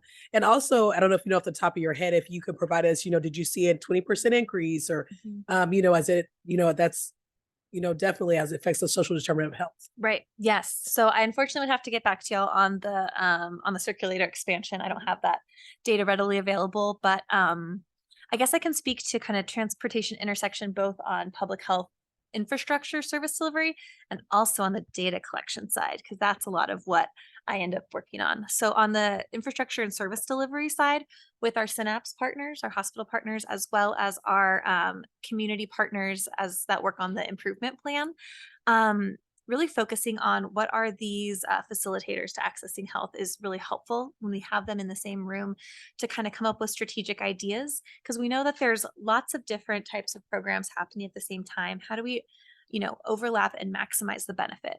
For example, with the Synapse Coalition, they're all different healthcare systems that, technically have competing markets and competing, client bases. But through this coalition, we look and say, there's never enough services to go around if we're competing for it. How do we work together to utilize our services? So one thing I was thinking of just driving in today, I was right behind a Circle the City van. Which is Circle the City is a local resource that provides medical care to those experiencing homelessness and can provide transportation as well. So one example of when our partnerships come together is through educating on here's what exists already, and then problem solving on what could we invest in more? How do we use those community benefit dollars from the hospital to more just to support some of these areas.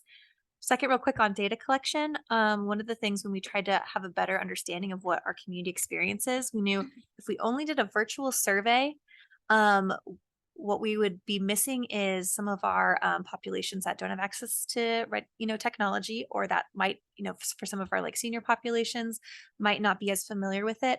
And especially our rural populations really wouldn't be able to have a voice in this data that influences a lot of planning.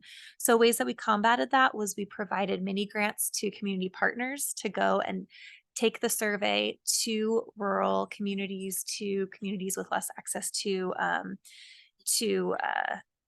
technology, as well as providing strategic events in some of the more rural areas. And we had a lot of comments on our survey that said, thank you for coming all the way out here. It's hard for us to get into town, and it's really nice to be able to have our voice heard. So that's a way too that as we think about how are we understanding the needs of the community, transportation limitations are an important part of what we also have to be combating. And then I have ideas for the future too, which I should probably wait till the next question. So I will hold that as how it relates to data. I can give you something that relates, I think, to the effort. We're in obviously a slightly different boat, but I think what we've done, we performed a gap analysis like that to identify what it is that we were lacking in our planning and really our design, planning and design of our projects, to identify what are the needs, what is the community asking for that we're not providing. Obviously, that's a very huge question with a lot of answers, right? But typically, one thing we found when it came to accessibility is that we wanted to provide the ability for additional, pathways for multimodal transportation, whether it's pedestrian, bicyclists, ADA accessibility, and include more of that in our plans. Our active transportation plan is about exactly that. It provides opportunities for more active transportation, for more pedestrian access, for bus, for transit, for getting, we're not close to rail anywhere. None of my roadways are really close to rail, but being very familiar with those transit, we look at transit opportunities. We look at every opportunity we can to improve our plans to provide those avenues. In fact, working with ADOT on 60X, US 60, we're looking at adjusting the typical section to provide a lane of travel that is dedicated for alternate modes. So we're looking at every opportunity that we can to improve the accessibility, the mobility, and provide that multimodal access. It's sometimes a difficult thing to do within our constraints of right-of-way and traffic counts, but if we're careful and we do the right planning, we can achieve quite a bit. So we're very proud to be able to do what we can. Thank you, Jesse. Can we check time for less? Okay. Next question is, what steps from each of you can be taken to coordinate and integrate the plans that we talked about today? And what benefits should we attain? What do you see also are the biggest barriers? So we know, just for everyone in the room and everyone out virtually, these are just the plans that are highlighted, but we know that across the MAG area, there are probably hundreds of plans. Well, there are hundreds of plans. And some of them reflect, or reference other plans, but how can we start to integrate and maybe reference each other plans or complement or come together to maybe kind of share the development of plans in the future, as we know that a lot of updates are coming up. So it's not just I have my plan, you have your plan, everyone has their plan, especially since a lot of the transportation pots of monies can be transferred back and forth or can be coordinated, to work on projects together. So as Jesse said, we're trying to work on having a lane that has an alternative mode, which is really, really great to hear, whether it's bikes, some sort of vehicle, an autonomous vehicle, I don't know, all-terrain vehicles, whatever it is, that I'm sure can be coordinated in several plans, not even just the active transportation plans, maybe an emergency management plan, all sorts of things, especially out in the rural areas. So we'll just go down the line if everyone can kind of give their thoughts on kind of the best way. And then also what they may see as barriers, because we want to look at, those are things we can probably work around, or we can provide solution to those. Okay. Well, I think the use of spatial analytics in combination with population-based public health, socioeconomic data is critical, particularly if we were to develop visual layered maps that help identify existing active transportation projects or existing resources and compare those against the population, particularly, for example, certain health conditions, age, economic status. Those are some factors which would help us identify whether the transportation are meeting those needs, also how they can be best developed and improved. For example, best ways to put bike lanes, roadways, walkways, bus terminals, increase frequency of bus schedules, locations of business centers, how far they are from residential areas, particularly get into in the urban areas with high density apartment housing. How does that impact in relation to business centers or people can get to and from work or school, and also for like facilities for like food. Let's see. And that I think kind of fits into the whole aspect of health equity and ensuring that we're meeting those needs. And I think that type of data would go well with our health improvement plan to help us identify specific strategies and action plans and objectives and goals. Now, again, this is not my area of expertise. My area is pre-hospital care, trauma, and strategic planning. So health improvement plan, I've been involved off and on, but now I'm more actively involved because of the transportation aspect. So, and injury prevention. So, so I'm no expert on this area, but I think some of the biggest barriers are, again, funding. It's getting better. Funding that helps address the health equity aspect of funding allocation and the willingness to dedicate those resources for those programs. Again, willingness doesn't mean not wanting to, it's just being able to, I guess, have the ability to dedicate those resources and move forward with it. Other than that, that's all I can think of at the moment. But like I said, we at the Department of Health will be interested in having that data help us add that transportation component to our health improvement plan. So spatial analytics would be helpful for that. Thank you, Dr. Hurd. I think he brings up a good point. You've shared a wealth of knowledge, so I wouldn't know that you weren't, this was your expertise in this area, but he's exactly right. All of those things that he talked about, but maybe just the missing layer is the transportation part. And so that talks about the partnership, and we bring up the sharing of resources and not just kind of keeping them in our silos. Zane, you want to move on to you? Yeah, so as we talk about integrating the plans, I think a big piece of it is awareness and information sharing. In the previous session when I walked in, the gentleman over here had mentioned that, you know, there's a lot that's already been done in this space that is very impressive and useful. And so, at least as I look at it from the DDD perspective, one of the things that we can do is that we have support coordinators or case managers that go out and meet with the individuals we serve every 90 days. So, you know, one of the things that we can do is provide them some talking points about some of the plans and transportation opportunities that exist and ensure that they're aware of that, so that, you know, all the great work that has already been done is being fully utilized. So I think information sharing is a big part of trying to integrate these plans just to ensure that everyone is aware. Okay, thank you. Dee Dee?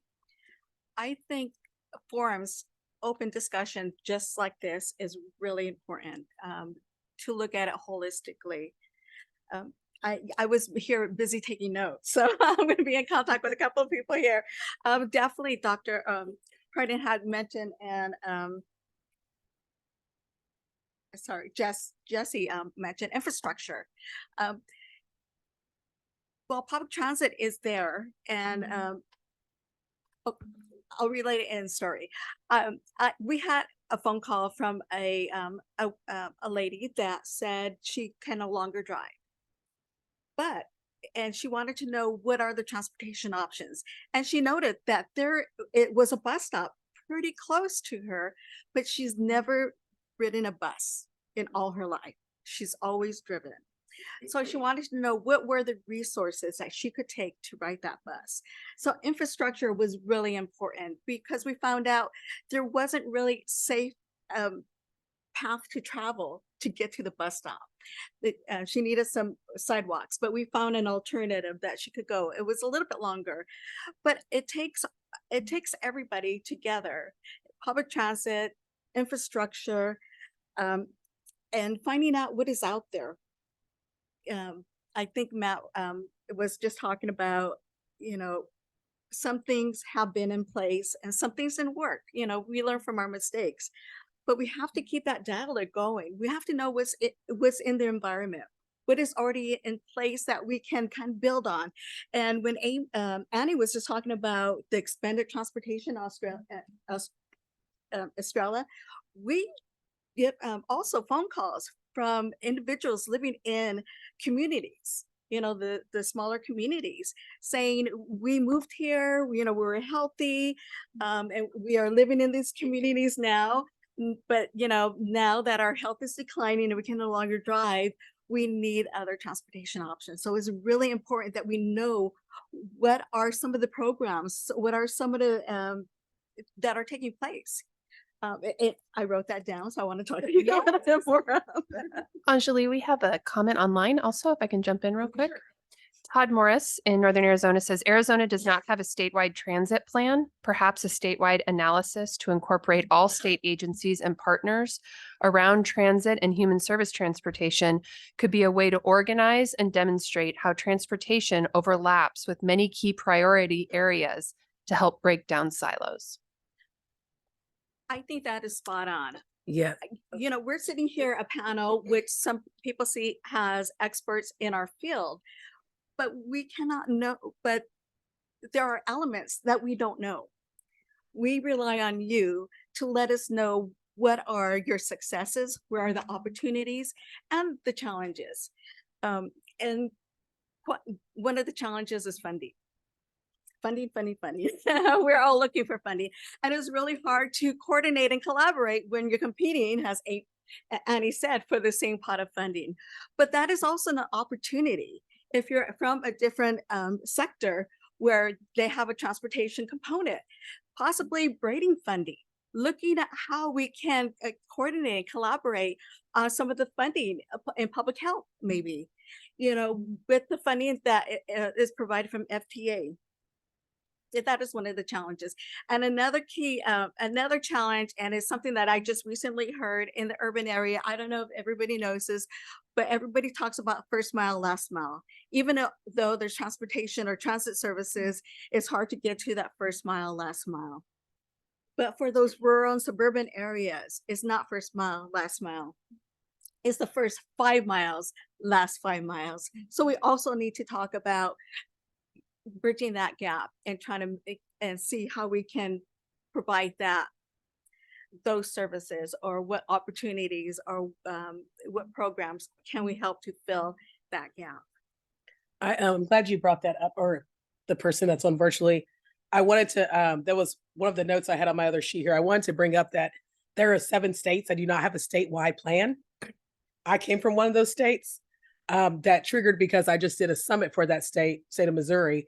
And that is something that through a discussion like this that we facilitated, they now have a goal to have a statewide plan in the next couple of years. It's a challenge for all of the partners coming together from the state. And I want to say, look at your peer states around you, because like he said, we don't need to reinvent the wheel. It doesn't take like, oh, we got to request $20,000 of funds from Arizona DOT to do the statewide plan. You can literally develop the plan with everybody at the table. Just taking that time and just sharing information. The information's already there. You don't have to do a lot of new surveys. You can pull all that together to make the statewide plan, and then enhance it and update it and redevelop it, add the layers like Dr. Hart said, and then that's your statewide plan right there. And then the next steps will be to put it in action, right? So, and then reference others' plans as they come about. So I wanted to make a note of that. And then as far as the federal funding braid, you know, there may be some components where it may be some cost to that plan. And we'll touch on that tomorrow. We have a presentation on that part. So I don't want to jump in to the federal funding braid. That's a whole nother section that we'll have another person from FTA tie in to that. And then also I want to touch on adding the universal mobility concept. So we talked about the first and last mile, which a lot of times that may be just a sidewalk connection to it. It may be just a bike share or a scooter connection that gets you to the next stop. It may be that there's 2 providers going the same way and they're both going there at the same time, but how about someone does that first mile, someone does that last mile, because they already have the person in between and they save money, save time. So I just kind of I didn't want to forget those points as we go down the line. Bless you. Annie? How long do I have? How long? 5 minutes. So you have like a minute or two, and then Jessica has like a minute or two. Excellent. Okay. I have 5 points. I'll make them quick. So 1 action item is to visit maricopahealthmatters.org if you want to see what the data is that we've already collected and stay in touch with what we have going on. We have a Voices of Maricopa County dashboard that you can find through the website where we have taken the hundreds and thousands of comments and quotes people have given us through data collection to really contextualize some of the population data with what people have experienced. So if you're looking for resources for grants or for your own projects and you want to pull in quotes from community members, that's a great resource for you. Some ideas. I'm excited to talk with our Valley Metro folks, seeing next year or next cycle when we do data collection, how can we post the survey QR codes like on public transportation, on folks taking the light rail, taking buses, to get even more information, from our folks on public transit. I'm excited to talk with you about your sub-regional community managers because we have public health liaisons serving each of the 5 regions. That I think could provide some really great connectivity there. And then as we look at the questions of how have we seen the impact of some of these changes being made, makes me think that having some specific data focused on transportation, even when it comes to the surveys and focus groups we do, that's something that if there's the interest for it, we can work to pull that data specifically and create a transportation focused needs assessment profile or mini report, if that's something that people might find of interest. Number 4 is to participate in the HIPMC, which is the Health Improvement Partnership of Maricopa County. That is a community-based organization where we look at data together and we develop the community health improvement plan. And I know that we need more expertise in our transportation areas. So having, other groups at the table for us to get to kind of learn from each other or even come and, provide updates. I think that would be a great venue for collaboration. And last point is that in the spring, we're going to be doing a road show of some of the results we've seen.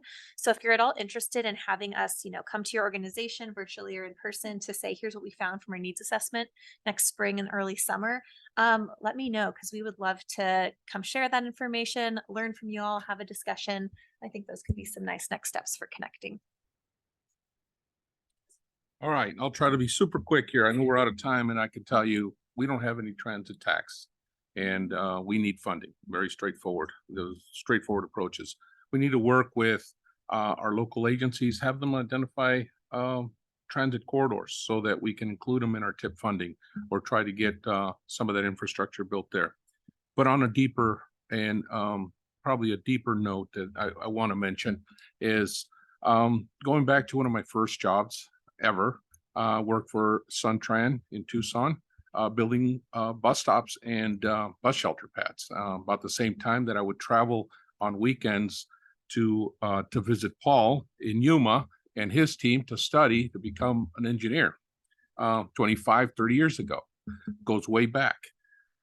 Growing through my career working in the PAG in City of Tucson region, was able to deliver multiple transit projects, bus storage maintenance facilities, Tucson Modern Streetcar, so the project manager on that project, and several of the of those type of projects. And then later on with ADOT, working as a district engineer, delivering 5310 projects with tribal nations on the eastern part of the state, providing circulators to elderly and tribal communities.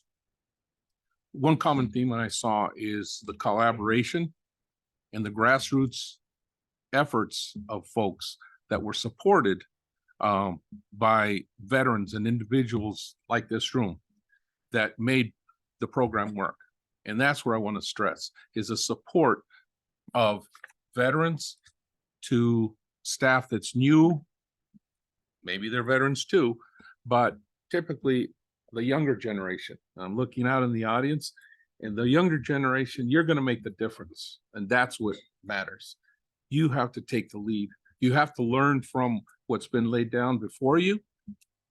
Take what you've learned, take what's already been accomplished, and expand on that. So the call is really, that is the future, is the civil servants that are out here in this audience that are going to make the difference in the future. We have a limited time here. We have a few more years. Well, maybe most of you have longer than I do, okay? I plan to be here as long as I possibly can, but you know, we're in, so to speak, in the twilight of our careers.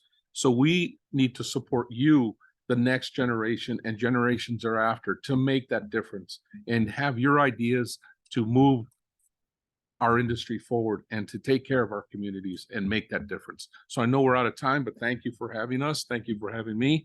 And I'm very proud to be part of today's panel, and proud to be a civil servant.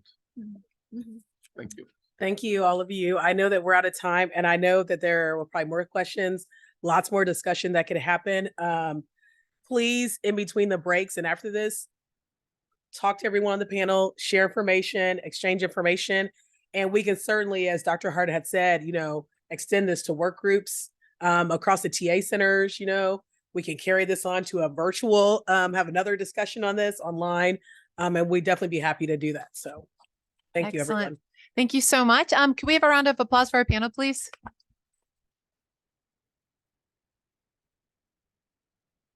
Great job. Thank you so much. We have a 10-minute break at 2:45. We'll be convening in the workshops. Please, please, please attend these. This is where we really want to delve into your ideas, your perspective, your questions about how can we better integrate all of our different plans to better serve the transportation needs of our clients. So in the Choya room, which is just down this hall, out this door, just behind Kelly, that's the Choya room. That's where we'll be discussing health plans and how to address transportation from the healthcare perspective. Also Cottonwood room all the way down at the end of this hall. We'll be talking about plans that serve people with disabilities. We'll stay right here with Sam to talk about social service plans and how to address their transportation needs. And then Chaparral, which is just right next door, right here. You can just go right across the corner. We'll be talking about aging plans. So thank you again to our panelists, and thank you for our workshop presenters. Their goal is not to present and have lots of PowerPoints for you. Their role is to facilitate bringing out your ideas and to get your conversation moving. Please do be sure to come back here by 4 o'clock. We'll have our closing session, and then right after that, we'll have lots of sweets and treats at 4:30 in the Ironwood room. So it's reception. We're public sector. We can't serve alcohol, but we'll get you all sugared up before you go home. So thank you so much. We'll see you back here at 4 o'clock. Thank you.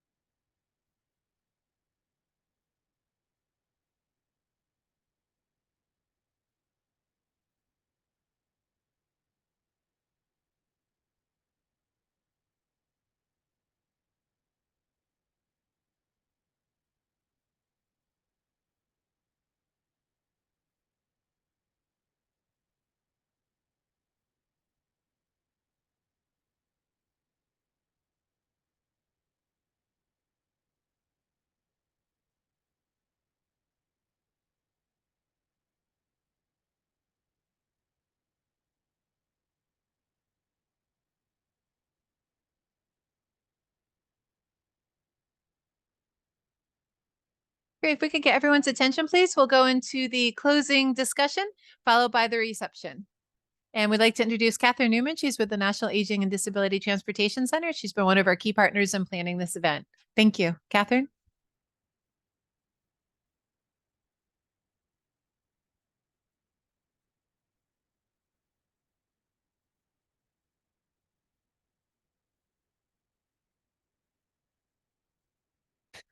And my mic wasn't on. Sorry about that. So I'll start over again real quick. My name is Catherine Newman. I am a training and technical assistant specialist with the National Aging and Disability Transportation Center, NADTC for short. Thank you so much for the great conversation, sharing information. As a former mobility manager, I am just having the best time and loving all of this conversation that we're sharing. And I really appreciate everybody's enthusiasm. Because we all know that transportation is definitely needs to be in every discussion and should be in every discussion. So what we'll do is we're going to take just a few minutes of this session and we're going to go over some of the information that was discussed in the workout rooms or the breakout rooms. And then Dave Summers with NADTC is going to finish up some of those questions tomorrow. So we're going to cover just the first, basically just the first 2 or 3 questions from the breakout room. So if we could have a spokesperson from every room, just cover the first part, sections 1 and 2 of the worksheet. That's going to be, were you familiar with plans that impact transportation access? And tell us about the identified gaps and barriers that need to be addressed. Do you have any suggested resources or partnerships for this plan? And who else could they invite during the process? And what lessons learned or observations do you have from the plan discussion? We're going to start out with the health plans breakout room. If somebody could just give us some information of what was discussed in there.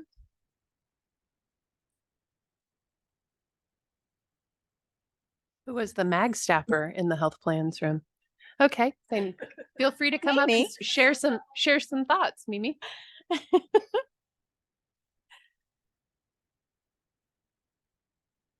Thank you. Hello, everybody. My name's Mimi Bustila, MAG staff in the healthcare room. The individuals in the room were discussing potentially having a kind of like what we do for the continuum of care homelessness, where there's a central hub where all the providers and entities can come together and share information and discuss their plans, or if somebody has a charter or just anything as far as just being on the same page and coordinating together. And so they were talking about potentially having MAG be that backbone agency, or Pima County. That was it. I think that's pretty much it. I think Kim was in that room, and she provided some good information regarding barriers to individuals who are deaf or hard of hearing or blind as well. Thank you. What about the differently abled service plans? Do you guys want me to speak up on that one? Okay. So the major themes that out of the differently abled room consisted around improved needs of communication and improved needs of coordination with transportation providers across the region. Diane pointed out specifically that depending on the city that you're in, the cost of transportation is different. So you can have a City of Phoenix pass, but if you go into Chandler, it costs $4 a ride, or if you go over here, it costs a different amount. And you have to know how to manage all of those different amounts and routes, especially if you live here and you're trying to cross town, what that actually means as you go through your route. There was also a good bit of discussion. We had a representative in the room from an organization for people who have lost their sight, and how individuals get left wherever the car stops versus actually taking the extra time to walk the person to the door, especially considering they may or may not have ever been there before. And there's some concern about about helping folks who have different abilities and making sure that they're safe, and that we heard a lot of concern about danger with current transportation issues. The one thing I thought that was just beautiful was Saul said, actually, our Amazon packages get walked to the door. Why aren't we making sure that people are walked to the door? Wonderful. Social service plans. So in terms of the plans that we discussed, we were aware of some of these already, but there's more obviously that we can always learn about.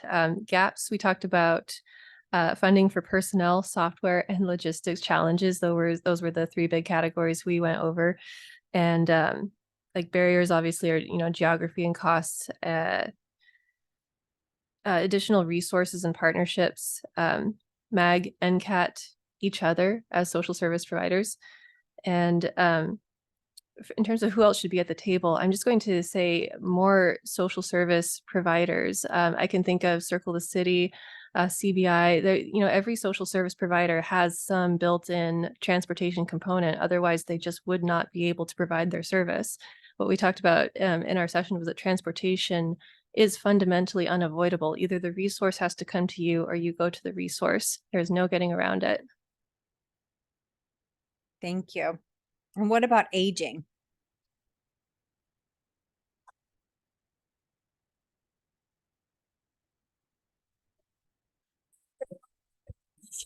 Janine had really good thoughts. Thank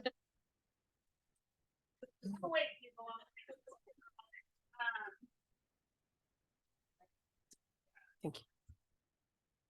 Sorry, apologize, Dee Dee. I just assumed you were doing it. So we talked about a lot of stuff. So one of the things that we talked about first was about how a lot of the plans that people are trying to figure out how to get plugged into are often written at a very 50,000-foot view. And I use the kind of analogy, it can feel like you're going to the mall and it has like, you are here. And then you feel really overwhelmed. You're like, I'm just going to go home and order it online, right? Yeah, I'm out of here. So sometimes it's helpful to have someone give you some perspectives or some guidance on where you might fit into those plans. The other things we talked about were kind of a focus on more on the acknowledgement of the human side of things. So like technology has its place, it can serve people well, but we have to have our eyes set on the fact that it's one thing to say we need to be sensitive to people who have either like a hearing impairment or a visual impairment, but we have to recognize that there is a certain etiquette in how you communicate with people that have either a hearing impairment or deaf, or someone has a visual impairment or is actually blind. And if we want to do outreach and get people's voices to the table as we develop these plans, we have to make sure that we acknowledge both the technology piece, but also the soft skill piece. And how do those opportunities translate into driver training, driver retention, the way that we engage with personal care attendants or people that travel on transit or through other modalities to get people to different appointments, and how do we engage them. And one of the opportunities that as a mobility manager we have is that we have the blessing of connecting with different nonprofits and different agencies that serve in that space, and we can kind of help collaborate and coordinate those best practices in terms of offering that skill set to different people in our community that are serving the populations that we're here to discuss today. The other thing we talked about was back to the plans is if you're a grant writer or someone who's trying to like, well, how do we fit into this plan? It'd be nice if there was something that kind of aggregated all of the different funding sources so that you knew where you kind of fit into the mix. And then you could be that much more intentional and say, okay, if I want to better understand this program or this bucket of funding, how do I speak to it well in the grant application process or what I might actually write? And then we also talked about how different modes of transportation can have really good reputations or not so great. And in certain spaces, it's easy to rebrand, and in other spaces, not so easy to rebrand. But at the end of the day, we're trying to change the overall experience of the person who is using transportation. And what does that look like? How do we begin to do that? And for those of us that have the right heart about it, we have to always remind ourselves that until we've really lived what someone else lives every day, we won't really fully know what the experience is like.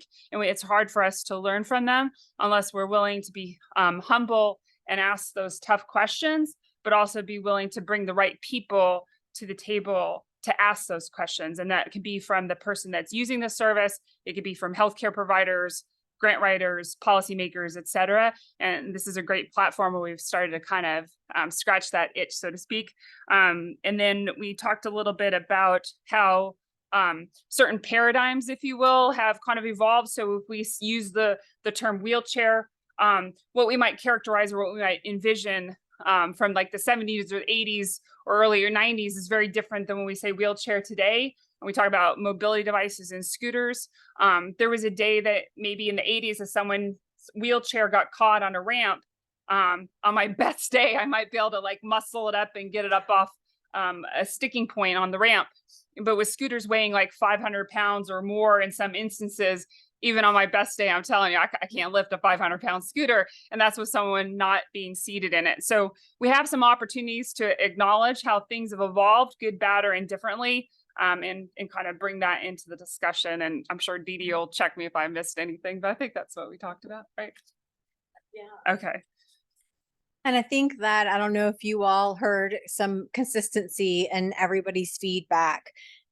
Information sharing, information sharing, information sharing, information sharing. I don't know if you guys, I mean, that's what it's all about. And if you don't know about it, how will they use it? Or if you don't know about it, you know, build the field and they will come. You know, that's so important. Customer-centered focus on our services is something else that I heard a few times. Empathy in what we do, and coordinate and collaborate. We love those words. They've become my favorite words, coordinate and collaborate.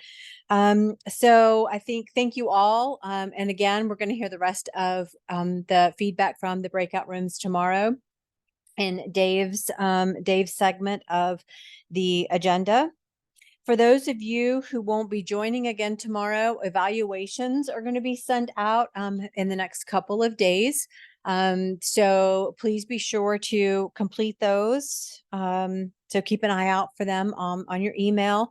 There are QR codes here and a link for those that are attended virtually. Tomorrow, we're going to hear about national coordination best practices. We're going to discuss how transportation can be integrated into some of Arizona's plans. We're going to hear about some resources and possible partners to help with sustainability. We love those. We love that subject. And the agenda is full of great speakers. So if you weren't planning to attend and you can attend, or even if you could just attend portions of tomorrow's program, we would really appreciate it and we'd love to have you. And we look forward to seeing you all. So this brings today's meeting to a close. Does anybody have anything else that they'd like to add? Amy? Hi. If all of you want to use your phones to access the surveys by the QR codes on the screen, please feel free to do so. We can send those out as well. With the first one, that's your thoughts on day one. And so we'd really love to get your input on how you think today went and what we can do tomorrow to kind of build on the success and build on the momentum.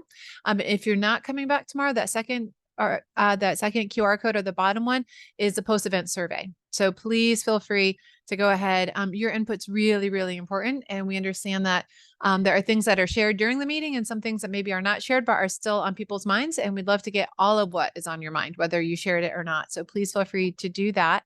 Parking, the parking stamp is right up on the podium there. If you did not stamp your parking, if you parked in the garage under this building, that will get you out for free.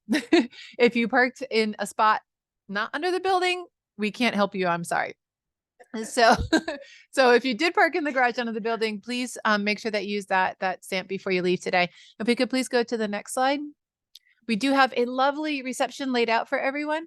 So it's in the Ironwood room. So if you go out the doors on that side of the room, it's just all the way down at the end of the hall. Please come down and eat some sweets and treats because wow, if you don't, we're going to, and that will just be terrible tonight. We'll have a hard sugar crash. So please feel free to come on back and join us. And just to remind everyone that a lot of what we heard about in the pre-event survey was wanting to make connections. Coming to the reception is just one more way to help make those connections. So thank you everyone for coming today. It was really, really great to see you. Just inspiring to hear about all of the great work underway and all the great things that we can do together. Kelly, do you want to jump in? One final housekeeping item. If you would please leave your badge with Hezekias. Hezekias has a box right here. We will put it out for you tomorrow and or we will reuse it if you are not joining us tomorrow. And we would really appreciate your help with that. Thank you again for being here. Yes, Hezekias is standing right here with the blue suit and the brown box. And we'll see you all down in the Ironwood room. Thank you.